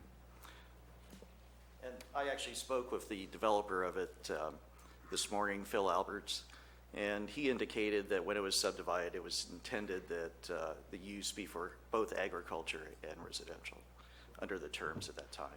So. Is there a name associated with this subdivision? Something Meadows, I don't know. Yeah, I don't remember offhand. Yeah, but there's nothing restrictive in that. Okay. Yeah. No further questions from the board. Public comment? Vice Chair, Yes. I just wanted to clarify the distinction between public hearings versus appeal hearings. In the board rules and procedures, Rule 21 is public hearings. Zoning amendments are technically public hearings. They are not considered appeal hearings because it's not an appeal before the board. I think that the board is used to the procedures under the appeal hearing section, which is Rule 22. So I wanted the clarification that this is in fact a public hearing, but it's not an appeal hearing. There is discretion in the chair. The rules do lay out that for public comment or public comments for public hearings are limited to 5 minutes per person, but that too is subject to the chair's discretion. So it is certainly in your discretion to limit it to 3 minutes or to the 5 minutes that is allowed under the board rules and procedures. Other than that, the only thing with public hearings is once the board receives all of the evidence that it is going to receive before deliberating and making a decision, the chair would need to close the public hearing. I don't think I opened it. It is officially open through the presentation. So once all of the public comments and all of the evidence is presented, formally closing the hearing, essentially no more evidence is going to be received before the board deliberates and takes action. So that is really the only distinction in public hearings versus any other item on the agenda. But I wanted to clarify the distinction between appeal hearings, public hearings, and any run-of-the-mill agenda item. Okay. How many people would like to speak in public comment on this subject? 1, 2, 3, 4, 5, 6. All right, we're going to stick with 3 minutes. That's all right. And just open for public comment now. Good morning. I don't usually talk like this, so I'll apologize up front. I'm a resident of Mountain Ranch and have been for 42 years on Michael Road.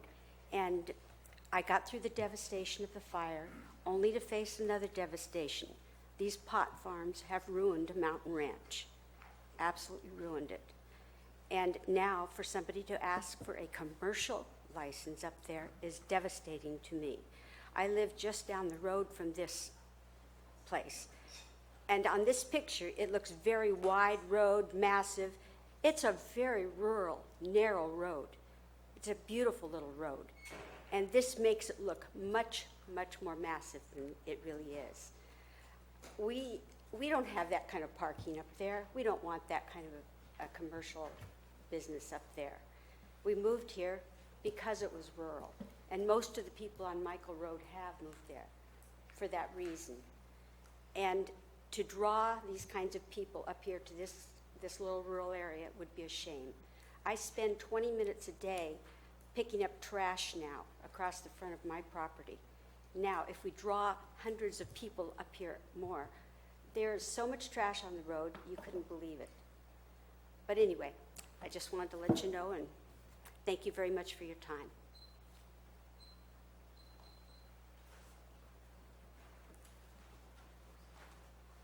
Bill Wilson. I've been on that road. I've hauled equipment on that road for people. It's narrow, but you don't really have a choice. All it seems to be is he's asking for a designation that he is more agriculture than residential. Everything around him seems to be agriculture or rural agriculture. I don't see any problem with a vineyard. We're not complaining about the vineyard here. The only issue may be that they also have a commercial grow that you all are gonna ban anyway, so why shouldn't it be RA? He can improve his organic farm, he can sell produce, or he can sell grapes.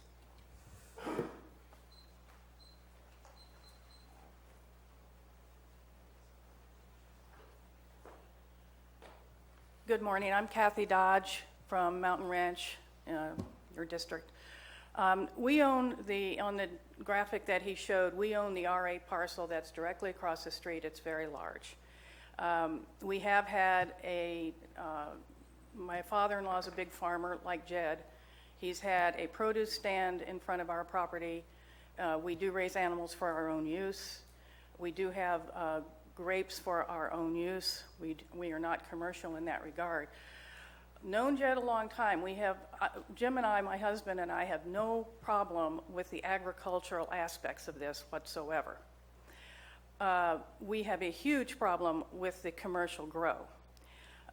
In my opinion, my husband's opinion, and I think what Sharon Rignette was trying to say, is that the quality of life of those of us who moved up here for a rural lifestyle and retirement and put all of our assets into our homes is being adversely affected by the marijuana. You'd have to live in Mountain Ranch, go to Sender's Market, and have lived here before to really understand what has happened and what is continuing to happen with the inflow of this industry.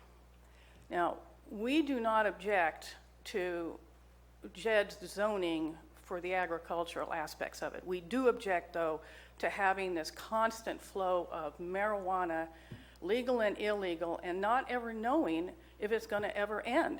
When are we going to get a ban or not get a ban? I agreed with Mr. Tunnow's letter that he sent out in the Calaveras Enterprise. We need a decision.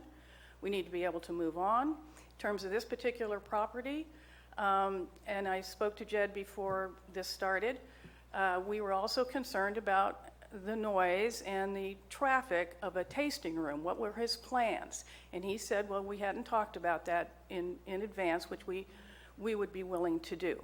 But my husband and I were very concerned about a tasting room and a commercial pot grow operation on the same property. Does that mean that his samples are going to find their way onto his tasting room counter? I mean, are we now opening the door to anybody who has a commercial grow can sell cannabis from their property in their tasting room? What does this mean? Thank you very much.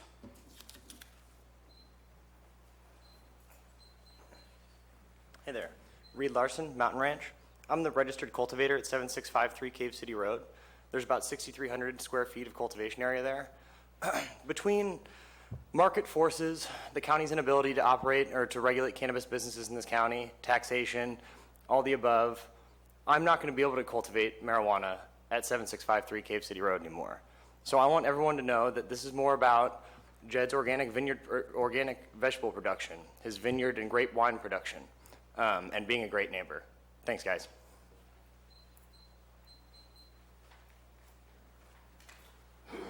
My name's Lou Bumpus. I live to the east. I definitely have a problem with all these grapes.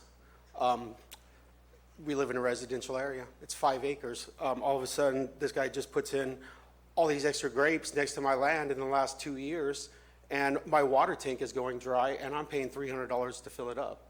I don't understand how that's possible, that someone can use all the water up, and I don't have any rights to it.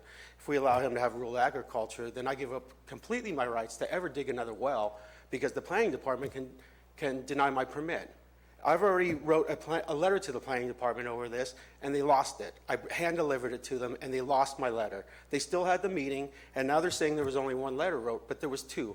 And I brought it to you guys also. I dropped it off at the office the other day, along with my letter to you. And I do not appreciate with anything that could be taken away the rights of all the other people around us. And that's, when our water does go dry, we have 2 ponds within a half mile of our house. Those ponds always were full of water all summer. Right now, they're about at quarter capacity. So something is taking the water out of the ground. And I know me and my wife aren't taking the water out of the ground. I have a meter on my well. I'm using 100 gallons a day. So somebody's using the water in our local area. And I don't plan on giving them my rights for that reason. I only wrote that letter for one reason, and that's not to give up my right to sue. Thank you.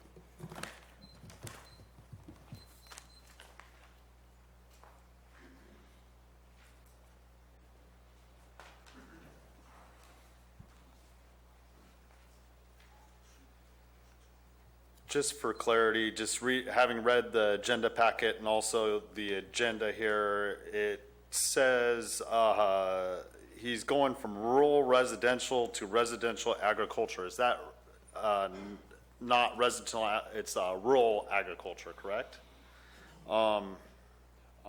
It's residential agriculture. Okay, so it's residential agriculture. So it's still considered a residential designation, RA. RA, yeah, it's equal emphasis on agriculture and residential. Okay, thank you. Also, I would, the use being as it is on the property right now falls within compliance of the urgency ordinance. And if in the future that you do decide to pass a ban, at that point, either way, it would be removed from the property. So the debate on marijuana does not necessarily have anything to do with this classification when it comes to our land use designation here. And that debate should be dropped in my mind. Thank you. Okay. One more public comment. Bill McManus. Talking about a potential ban, a future ban, it's kind of a myth right now. We hear about it, but I've heard about unicorns and mermaids too. Nothing's happened. The time is slipping away. Efforts on this whole thing, we dither along with it. So what we're going to be left with is a property that may or may not be suitable, depending on whether there's a ban or not a ban, or what kind of ban we get.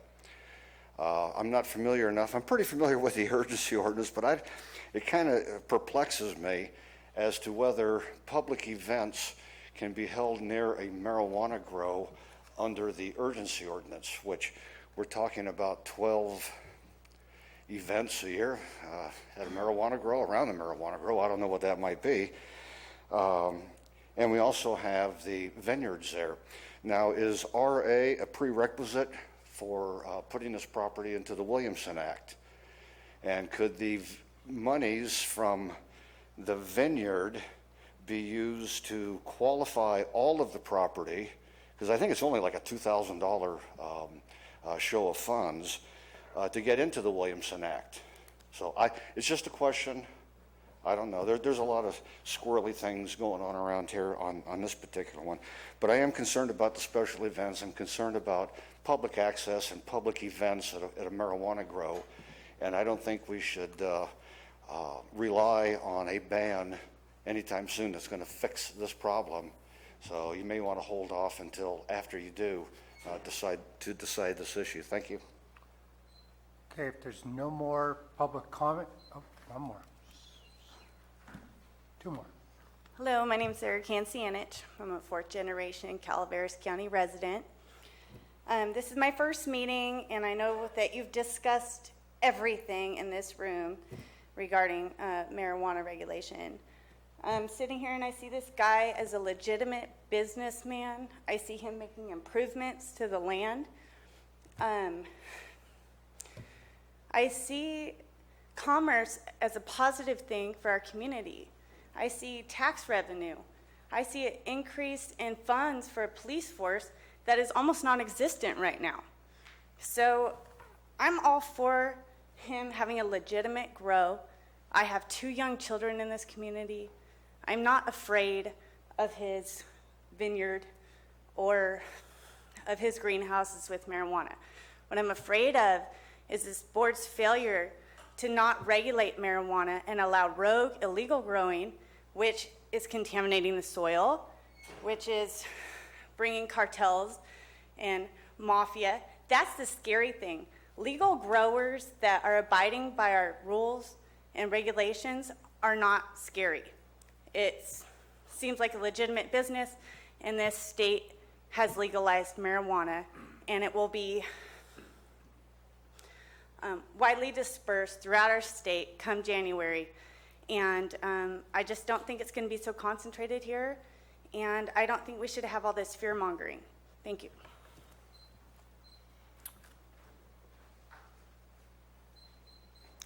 Good morning, Sam Cook from Mountain Ranch. I don't live anywhere near Jed and his vineyard and his commercial grow.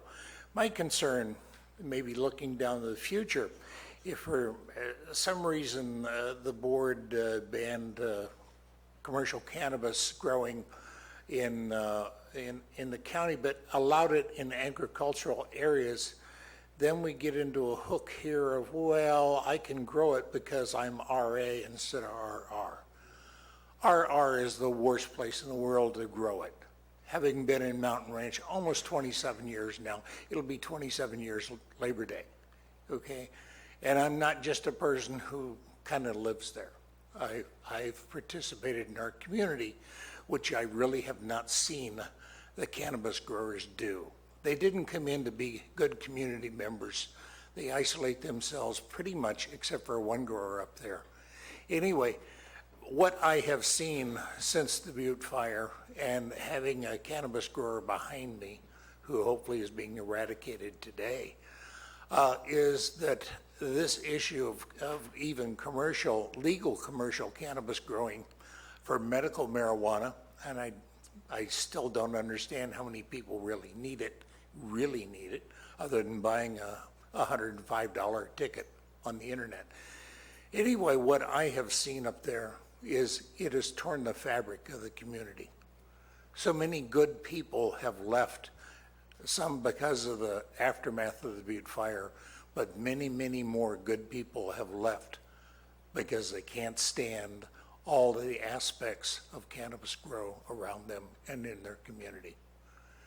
And, you know, if he wants to grow grapes and organic crops, wonderful. Okay, I have no problem with that. But the commercial cannabis aspect of it, I really disagree with. Thank you. Okay, if there's no more public comment, we will have a rebuttal from the applicant, and then we'll close the hearing. Read that correct, Councilor?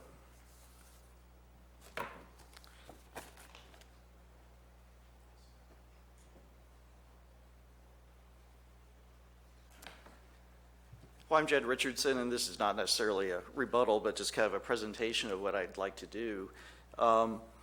So I'm currently a grower producing premium wine grapes and organic vegetables. I purchased a sheep pasture in 1999 and planted my vineyard and built my home, moving there permanently in 2003 after a career as an engineering project manager. I have 7 acres of Syrah, Petite Syrah, Barbera, Malbec, and Tempranillo grapes under production. The grapes are under contract to 5 wineries in Murphy's, and I currently serve as president of the Calaveras Wine Alliance, which represents the grape growers and the wine industry in the county. I have a small organic vegetable business growing primarily heirloom tomatoes and peppers in greenhouses, as you can see in the photos. And maybe we could bring up the aerial view, please. Am I limited in my time on my presentation? About Okay. Yeah. 5 minutes, Jed. Okay, sure. You can see the vegetable greenhouses to the left and top. That's basically what you can see from the road. And I try to take pictures that I gave you from the corners of the property so you can see, you know, what the view is from surrounding areas. The cannabis area is in the very center. The 2 long greenhouses and the one next to it. The 2 square metal buildings are part of my operation. And I think it's kind of been lost on the presentations or the comments so far that my grower just came up and said he's not going to grow anymore, so we're giving up the registration. I have no desire to continue that. So if that's a factor, it isn't anymore. Let's see. I have, on the organic vegetable business, I sell the vegetables at Sender's Market and to local farmers market. I've sold at Angels Farmers Market and also the local one here in San Andreas. And I'll be selling at the one in Mountain Ranch. I received a grant from the USDA for local food production. They have a program where they encourage local farmers to produce food locally, fresh food locally, and I participate in that. As I said, I lease a little over 6,000 square feet to Reed, and the county has actually used that site as a training site for employees to show what a model cannabis grow should look like. But Reed has indicated that because of economic circumstances, he's not going to continue. And as I said, I have no desire to do that with someone else or on my own. So under my contract with Reed, all of that will come down at the end of the year. So, let's see. All the structures and improvements on my property are fully permitted. The source of water is a well rated at 75 gallons a minute. I currently pump at 15 to 20 gallons a minute at night only, primarily for the vineyard, and that's all through drip irrigation. I hold a state private applicator's license for pesticides, and like all farmers, I'm required to file monthly reports with the state. So my reason for rezoning is to reflect what's currently there. When I originally bought the property, I was told by the planning department that, it's as long as it's fairly small scale, and which it was intended to be at that time, agriculture is fine in our zone. However, now agriculture is a major portion of this property, and I just want to rezone to reflect what's currently there, because to not rezone would just put me in non-compliance. And what does that mean? Do I need to rip out the vineyard? So I'm just trying to do the right thing here, and I hope you agree with me. Yes, the RA zoning allows other uses. Scott, can we bring up the zoning, neighbor zoning too? So all of these, they're zoned RA, and even the RRs, which are the large acreages to the south of mine, currently allow in the zoning code for small-scale wineries and tasting rooms. RR if it's more than 20 acres, and RR irrespective of size. So I believe the argument that it's going to increase the traffic in the area is not correct. I have no plans currently for a winery or a tasting room. I mean, it'd be nice if I had the money in the future, but that's not the current plan. And also the neighbors across the street currently have the ability to do that. And it seems somewhat disingenuous, to reserve that right to themselves and exclude it from me.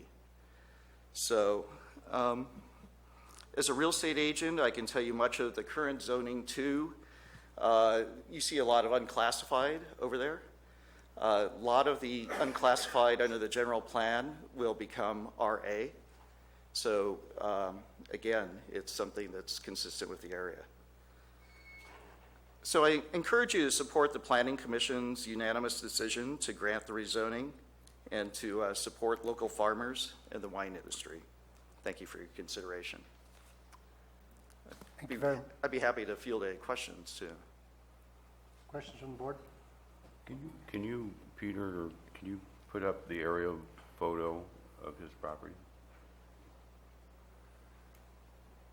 What is that area right there? That's a vineyard as well. That's a newer vineyard. That was planted in 2015, and it's just younger. It was actually set back by the fire. I lost my entire crop during the Butte fire because of smoke taint. And this is the current operation center? That's the cannabis. Those two, minus what those you two. use, but this right here is, Yes. is the cultivation? Yeah, the cannabis cultivation, yes. To which he has stated, and you have just stated, yes, that it will no longer be there. It will be completely taken down and out at the end of the year? Yes. I mean, the grading that was done for it and the infrastructure of water, I'll just leave there because maybe I could use it for something else in the future, but yeah. Was there a pond here? No, that actually is my outdoor organic vegetable area right there where you indicated. There is a tiny pond at the upper left-hand corner. And that's also the one in Or your up here? picture, in the handout I gave you. And when I say it's tiny, it really is tiny. It's about 30 feet across, and it dries up in summer, so it's almost dry right now. That was man-made by a previous owner. Thank you, Jed. Sure. Supervisor Mills? My question, I think, almost becomes a broader question for a lot of activity in our county, and that is that this is currently an RR zoned area. That's right, yes.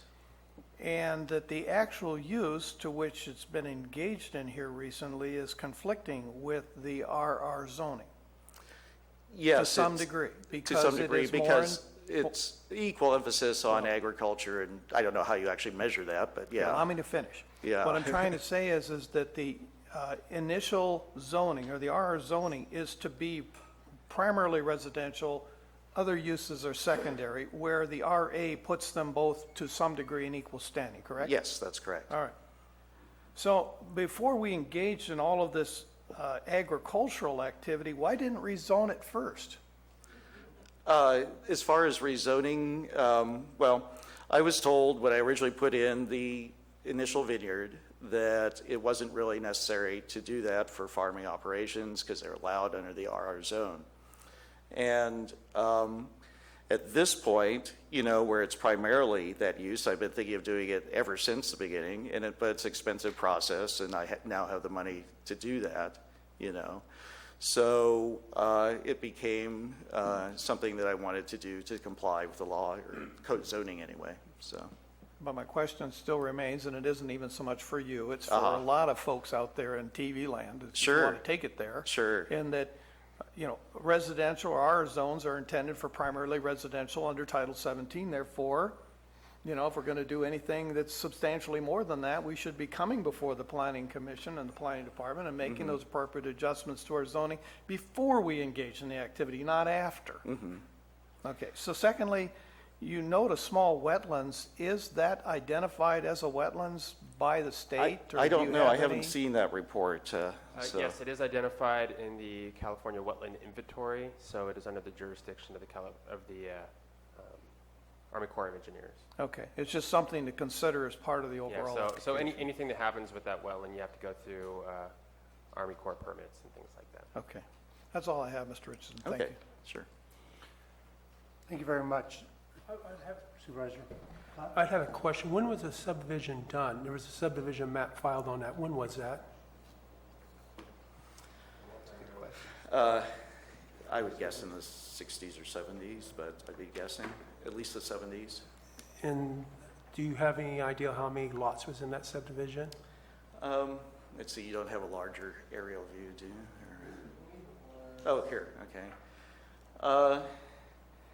I think well, it's essentially everything between the roads. And if you see the property surrounding mine to the north and to the east, those would be included in the subdivision. Yeah, in those areas. Looks to be about a dozen parcels. Yeah, that's a separate How many? subdivision. About a dozen parcels. So it was a major subdivision approved by the state of California then? If you want to I call think it a dozen, lot of maybe, these were done as, they called them 4x4s at the time. Well, if it's 12, it wasn't a 4 Yeah, by 4. yeah. I've done subdivisions. I'm quite Yeah. aware of what goes through the process. Right.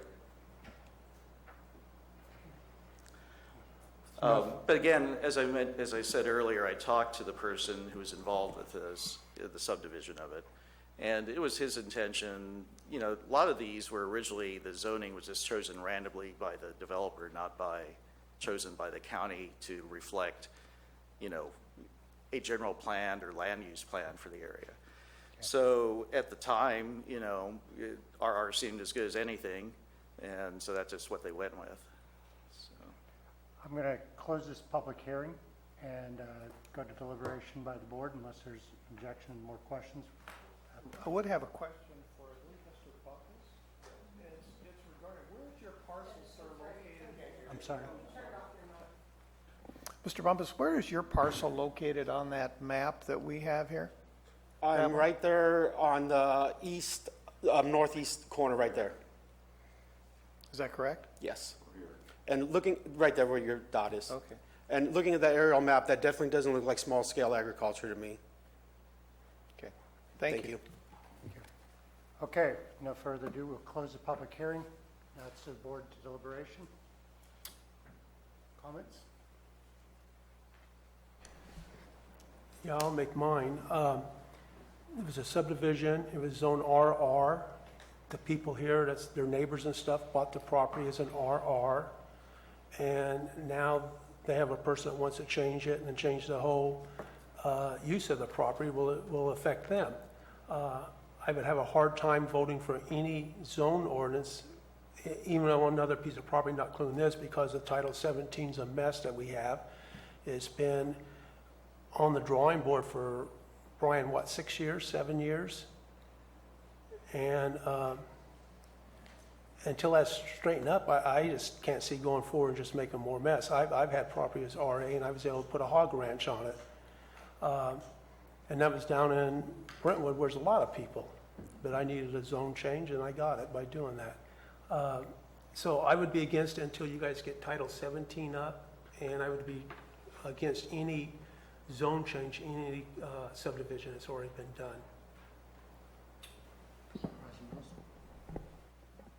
Thank you. I'm looking also at this RR zoned original parcel maps that were filed here, and I have to think about the neighbors.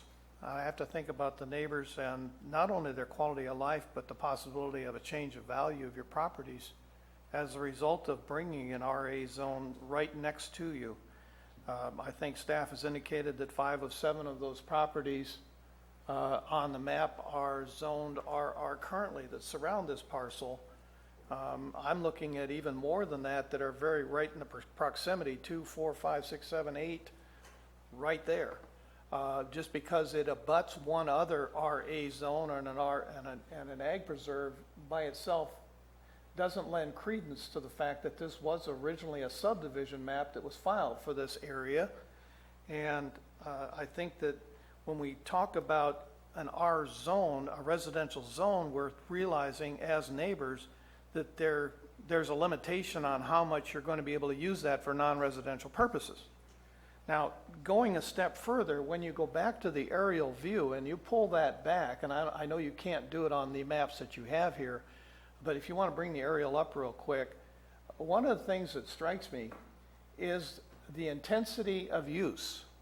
In other words, all of the areas surrounding this parcel are brown.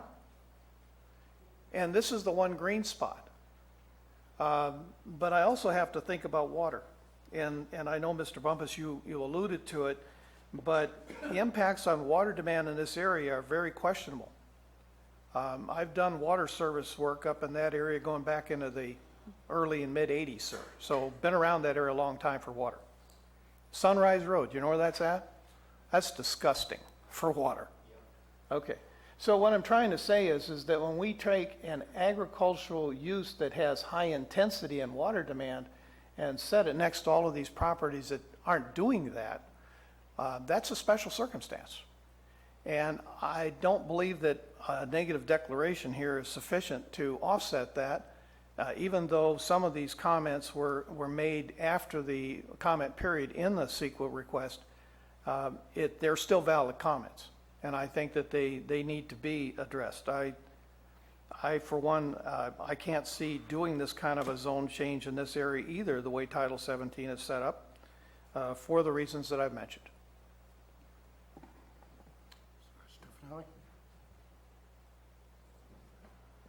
Thank you, Supervisor Mills. Those were some of my concerns, is the water issue, looking at this aerial photo, but I do have some other concerns.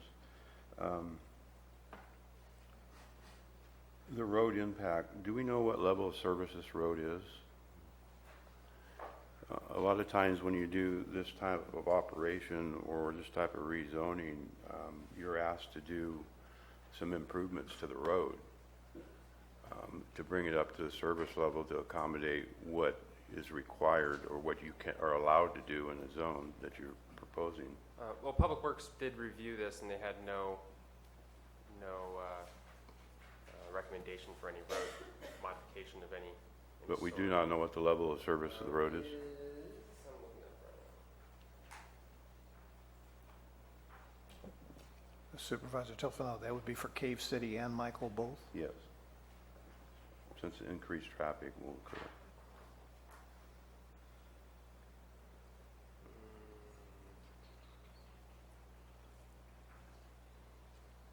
It looks to me to be a D. It's, That's what it looks to be. I believe it's a D. Level of service is, based on a variety of factors, including the amount of traffic, the Correct. Curvature, the width of the road, all those kind of things. We don't have that specific information. We relied on Public Works to review that, and if they had concerns, would have expressed that in the initial routing of the initial study or the project then before we prepared the initial study. Based on the lack of any response or the response that they did not have any concerns, we felt that it met the minimum requirements of C for the county road system as required under the general plan. And primarily, the primary driver of level of service is the number of vehicles on the road, particularly at peak hour.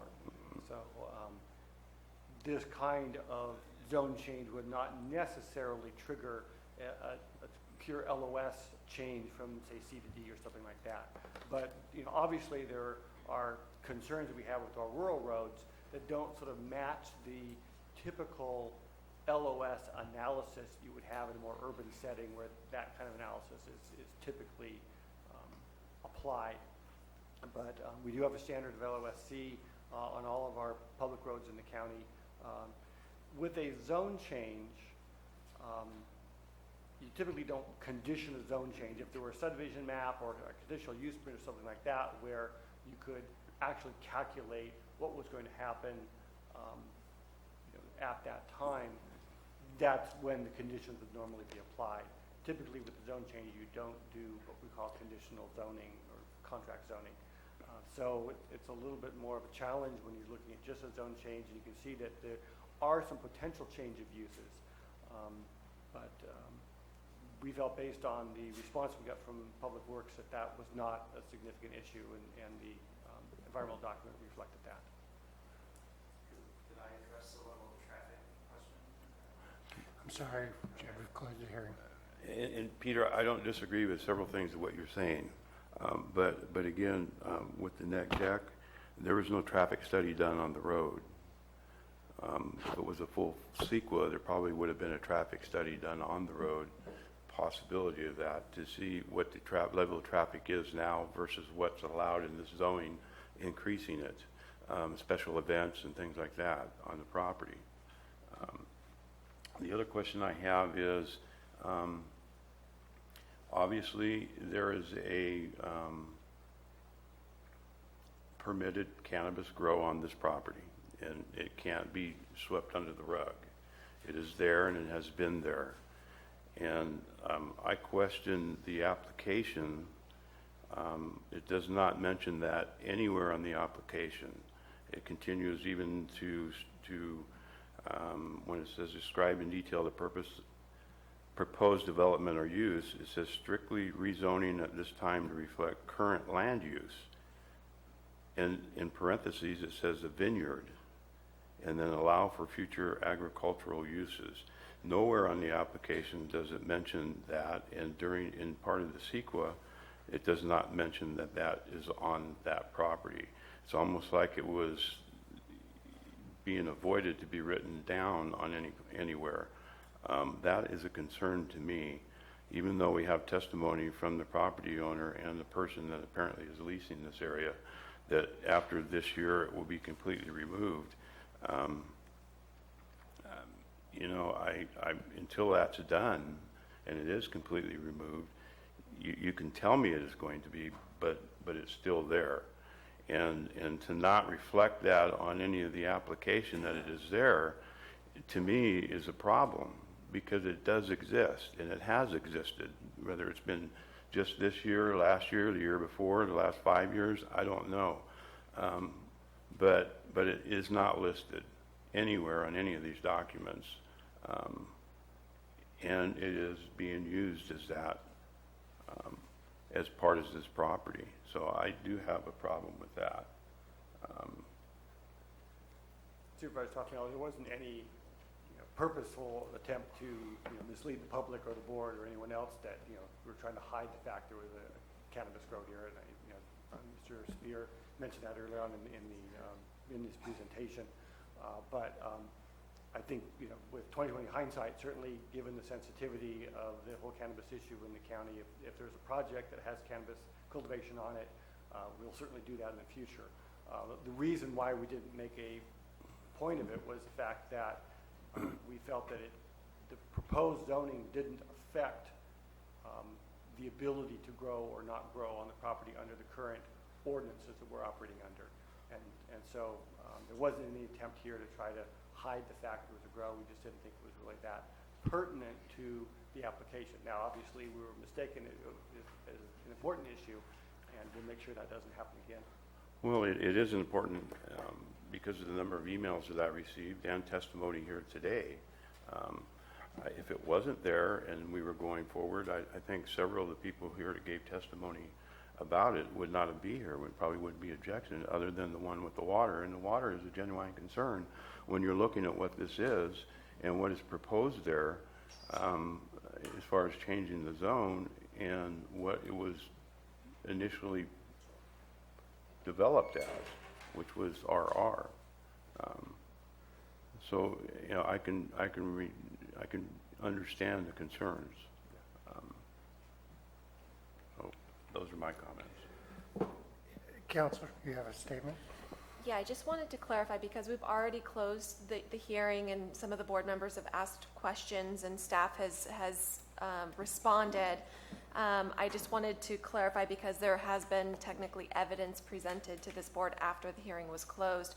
I would recommend that this board officially reopen the hearing, accept the evidence that has been presented in this record, and then make sure that there's no additional evidence, whether it be additional questions of the public, additional questions of staff, any other comments from the board, and then officially close the hearing again.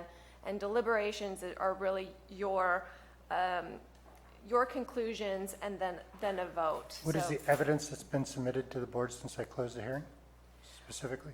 I would imagine there would be, just based on, I believe, level of service was discussed, road, water issues were discussed. We didn't have any answers to it. So they didn't present any evidence of what level of service, what level of service the road was because it wasn't answered. So It's your discretion. Just an abundance of caution to ensure that the record is complete and whole. Okay. What evidence is considered as part of your decision-making versus not. we will reopen the hearing and accept the testimony as additional evidence to it.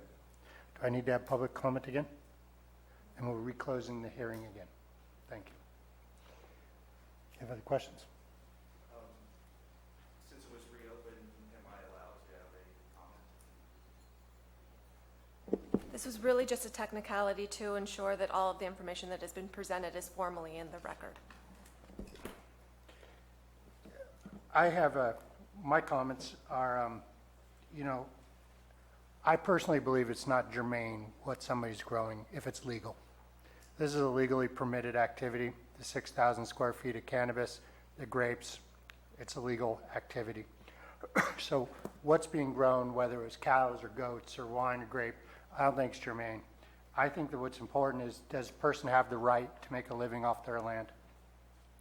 On a 12-acre parcel, one of the few things you can do other than cannabis and make a living is grapes. And so this, I think, allows somebody to use their land in an appropriate manner. I understand the water issue, but also looking at the hydrology maps of that area, it is terribly fractured. You could literally be 10 feet apart with wells and have different outcomes. So it's difficult to prove a cause and effect. Now, that doesn't allay your fears that your water is being taken, but it's hard to prove how that would come out. I really think that, we're still in Ag County, and this is a 12-acre lot. This isn't a 1-acre lot. It's next to 40-acre lots.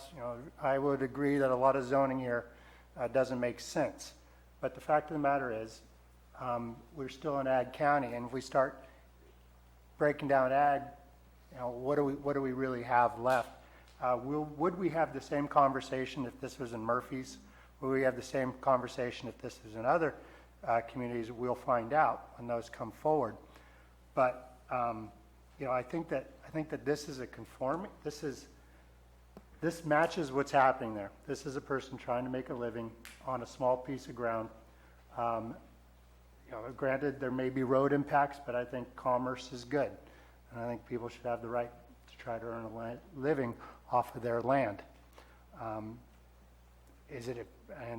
We could argue how it impacts people.